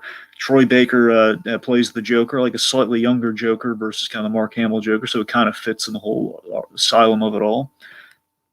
Of course, Troy Baker was Joker in Origin, so it's kind of like a little transitional thing. Anyway, point being, he's good in the movie. And Hynden Walsh, she plays Harley Quinn, and for my money, she was. I gotta admit, Tara Strong's just kept getting better and better in the role, so now it's like it's even competition with Hynden Walsh and Tara Strong in the roles of Harley Quinn. But there's the point being, really great trifecta you have going there in terms of performance. It's a great assortment of characters for the team. Again, King Shark, making a splash and being awesome. It was just like no heights, and John DiMaggio in the role. It's a whole lot of fun there. You have the classic dynamic of Deadshot and Captain Boomerang. You always want that pairing on the squad, classic teaming. I love how all of our characters, they develop a bond on the job. There's tremendous action. It's nonstop fun. It's also kind of a great one and done as well. It just kind of fits perfectly into the niche of the Arkham things, but also it's a great standalone Suicide Squad movie. I had to pick between this and the other one they did, which had the Reverse Flash, which I also really loved. It was just kind of a toss-up, but I always go back to this one. As much as I love the new one, this one's just it was the first love, you know. It was like when you go into it, was like this is the barometer of what the hell the Suicide Squad and those stories, and it's done very well. I'm very happy with it. I rewatch it a lot. I had to take great pleasure in it. It's quite good. All right. Well, speaking of things that I take great pleasure in, Dragon, I am the only one on the internet to have this movie in my top 100, let alone my top 25. I don't care. Haters gonna hate, baby. Mary Poppins Returns. He's Mary Poppins Returns, yo. Dragon, Mary Poppins Returns is everything I wanted it to be. All right. I don't care. I don't care. I don't care about the criticisms. I'm in my own world with this thing. All right. Emily Blunt is fantastic. Lin-Manuel Miranda is just huggable. Just utterly huggable in this movie. Oh my God. Controversial statement here. Controversial statement. I honestly think top to bottom, you know, maybe with the exception of Feed the Birds, I think that maybe the songs in Returns are a little bit better than the songs in the original. I just think they've got more complexity to them. I think they're really catchy. I think they I don't know. There's a lot of intricate wordplay to them. Man. I mean, Mary Poppins Returns, I feel like, is the like out of all the Disney remakes and sequels and, you know, whatever that we've been getting, this is easily the best, hands down, for me. I mean, it feels like it has soul, and everyone involved in this movie, from Rob Marshall, Emily Blunt, to Lin-Manuel Miranda, down the line, they all had one thing in common, which is that they grew up with the original Mary Poppins and they wanted to do something that honored the original movie. And I think Mary Poppins Returns is it. Mary Poppins Returns just does such a great job of recreating the feeling of what people love about the original Mary Poppins movie. You know, that kind of like homeliness to it. But by the same token, you've got Mary Poppins, who's written with utter perfection to be just this great kind of, you know, figure who is as warm as she is cold. And, you know, you've got this kind of, this really great back and forth. You know, I will say, Dragon, Colin Farrell does, or Colin Firth, I should say. Colin Firth doesn't need to be. Wait, is that right? Colin Firth? Yeah. Yes, that's right, Colin right? Firth. Yes. Okay, just checking. So Colin Firth, he doesn't need to really be like. I would respect the movie a little bit more if Colin Firth was, you know, an obstacle less than a mustache twirling villain. I will admit that. But man, I've got to tell you, I think Doug Walker and other people just really railed this movie way too hard for that one element. Yeah. I mean, especially because Doug Walker admits that the songs in this movie are fantastic. So, I mean, that one element, it's like, you know, he has like what, like maybe 10 minutes of screen time in the movie. He's not that big of a part of the movie. It's Let It Go, man. It's, you know, Let It Go. I feel like this movie is ultimate escapist entertainment. I mean, just down the line, like all the songs, all right? Like, you know, Lovely London Sky is just an excellent opening number. That's that probably really my favorite. sets the stage. I really like that. Yeah, yeah. A Conversation is just such a beautiful little, you know, little ballad. Let's see, the Bath song is a wonderful kind of visionary, you know, very catchy song. Then you've got the Royal Dalton Ball. You've got A Cover Is Not the Book, which is one of my personal favorites. I love the wordplay in that one. And of course, you've also got Lin-Manuel Miranda delivering an epic rap within that. I don't care, Dragon. That moment got an applause multiple times. All right, I saw this movie in theaters multiple times. Enjoy your thing. Enjoy your thing. At least opening night, that moment got an applause. All right, an applause. All right. Once upon a time in a nursery rhyme. All right, I will admit the Meryl Streep song isn't the best, but it's kind of catchy in its own way. But if you're looking for great songs, oh yeah, like we talk about how Mhm. Frozen kind of peters out at the end when it comes to their soundtrack. This is like the opposite of that, man. They saved the best songs for last Mm-hmm. because we've got Triple Little Light Fantastic, which is so good and so instantly iconic and classic Disney that Tony Baxter himself has a recreation of the lamplight set from Triple Little Light Fantastic in his backyard. All right? If that's not a testament to this movie, I don't know what is, Dragon. Triple Little Light Fantastic is just overall it's just one of my favorite pieces of Disney of the decade period. And then you've got of course you've got the ending song, Nowhere to Go But Up, which I argued very well is the best Disney song of the decade just because of how light it is, how uplifting it is. It fills me with joy every time I listen to it. David Warner floating on a balloon. Right. But the past take a bow, the forever is now. Oh God, it just gives me chills. And then of course I love the ending. I love how Mary Poppins just like she doesn't want to go, but she's like, yeah, my job here is done. And then I love Lin-Manuel Miranda's delivery of like, I won't forget Mary Poppins. I promise. That is really sweet. I mean, Emily Blunt. Right? Emily Blunt was just not to undersell it. Emily Blunt was so wonderful in that movie. No, Emily Blunt is absolutely amazing. Yeah. I mean, I would wager to say that Emily Blunt had a harder role than Julie Andrews did, specifically because Julie Andrews exists. You know what I mean? So not only does she have to inhabit this character and make it her own, but she's doing it in the shadow of Julie Andrews. And Dragon, I honestly, like, I know that everyone's going to fucking rip me apart. I think that she is maybe has a little bit more dimension than Julie Andrews did back in the day. Just a little bit more. Like, there's a lot of layers to what's going on with her performance. I mean, just God, I'm listing everything about this movie, like everything I love. I love the ending. Like, I feel like people are a little bit mixed on the ending chase scene to turn back time with Big Ben and everything. Yeah. I love it. I personally love it. Okay, fine. Oh, yeah, you love it. Fine, you love it. You love it. It's fine. I love it because of the Admiral Boom.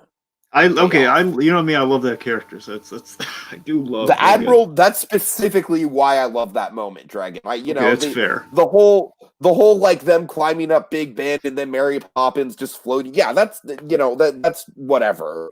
Like, I like the imagery, but it's whatever. But the Admiral Boom payoff is wonderful. That is. I mean, again, David Warner. Oh my God, seeing David Warner back just makes me so happy.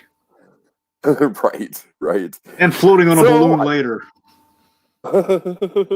I've set sail! Chart the course, Mr. Binnacle! So nice. Yeah. I don't, Dragon, it seems like you're on board with me having it this high. I like this movie. I do. I'm all right. I think that people are a little harsh on. Bear in mind, again, I'm not crazy about that whole chase scene, but again, we're pretty sympathetic. The chase scene is easily...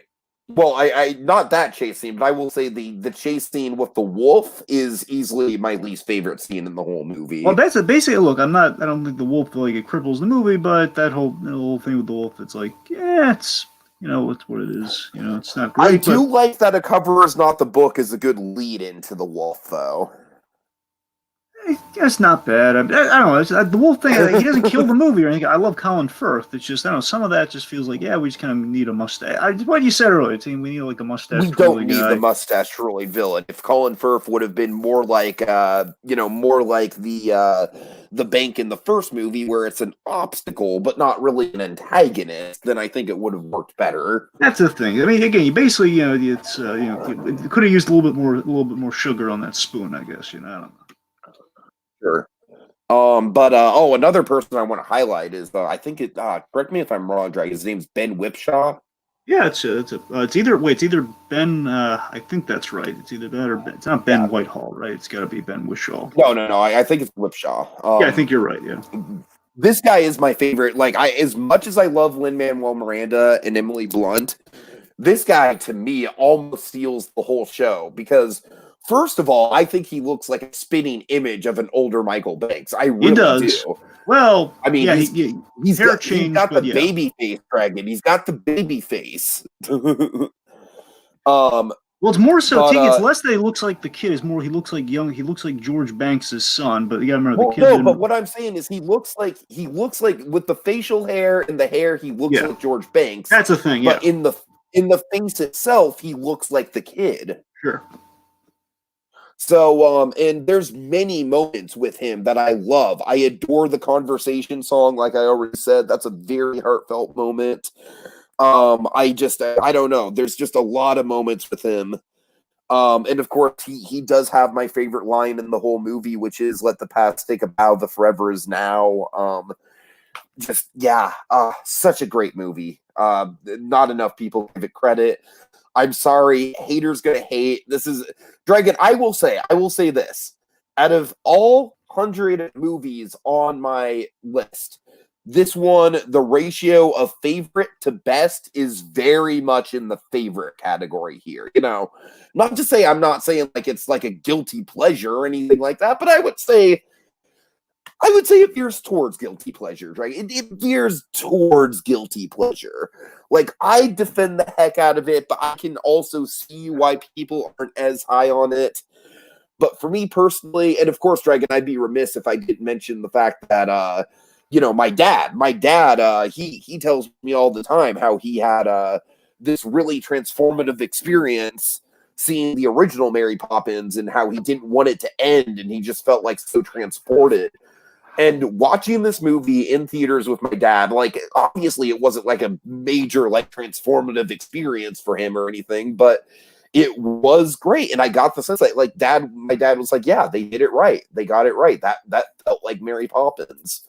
And so, that just, man, just, if Disney would make more stuff with this kind of effort in it, then I don't think I would mind the live action remakes as much as I do. Because, like I said, everything down from the cast to the songwriters to Rob Marshall, they were passionate. This was a passion project. This was not a cash grab. And it shows. I really think it shows. All right. Whew. All right. We got through another one. Folks, it's gonna be a little bit of a hiatus before we finish this out, because I am going on a trip, and then once I get back on a trip, oh golly gee golly, we're gonna have a lot of Better Call Saul to catch up on. Let's see, we're also gonna have Onward to catch up on, and I'm sure other things to catch up on as well. Other things, and we gotta. So I'm gonna have my work cut out for me when I get back. But in the meantime, for the next 9 days, I'm gonna enjoy the heck out of myself. Well, don't forget, we gotta recap what we did. Oh, you're right. Okay. So I can. Well, why don't you start? Okay, I'm gonna lightning right here, folks. Okay, number 40, okay. Frozen from 2013. Number 39, Lego Movie from 2014. Number 38, Special, Saving Mr. Banks, 2012. Number 37, The Other Guys from 2010. 36, The Lego Batman Movie from 2017. Number 35, Batman and Bill from 2017. Number 34, Dunkirk, 2017. Number 33, A Beautiful Day in the Neighborhood, 2019. 32, The Founder from 2016. Number 31, How to Train Your Dragon 2 from 2014. Number 30, Kung Fu Panda 2 from 2011. Number 29, How to Train Your Dragon from 2010. Number 28, X-Men Days of Future Past from 2014. Good year. Number 27, Joker from 2019. Number 26, Batman Return of the Caped Crusaders from 2016. Number 25, I Am Big Bird from 2014. Number 24, Batman Under the Red Hood from 2010. Number 23, Kubo and the Two Strings from 2016. Number 22, Captain America, The First Avenger from 2011. And number 21, Batman, Assault on Arkham from yet again 2014. A lot of 2014. Yes. Okay. Number 40, Paul Williams, Still Alive, 2011. Number 39, Star Wars, The Last Jedi, 2017. 38, How to Train Your Dragon, 2010. 37, Chronicle from 2012. 36, Uncut Gems, 2019. 35, How to Train Your Dragon 2, 2014. 34, Avengers, Infinity War, 2018. 33, Nightcrawler, 2014. 32, Toy Story 3, 2010. 31, Sicario from 2015. 30, Good Time from 2017. 29, The Muppets from 2011. 28, The Art of Self-Defense from 2019. 27, Spider-Man Into the Spider-Verse from 2018. 26, Inception from 2010. 25, Prisoners from 2013. 24, The Wolf of Wall Street, or as Sakar in that one JGI sketch calls it, The Wolf of Wall Street from 2015. 23, Hereditary, 2018. 22, Steve Jobs, 2015. And finally, 21, Mary Poppins Returns from 2018. All right. We'll be back at some point before the end of March, folks, to wrap this up, but I can't promise you it'll be anywhere in the, the early goings of March, maybe sometime in mid-March. Can't make any promises, but thank you so much for joining, and, stick around for the finale, because it'll be a grand old time.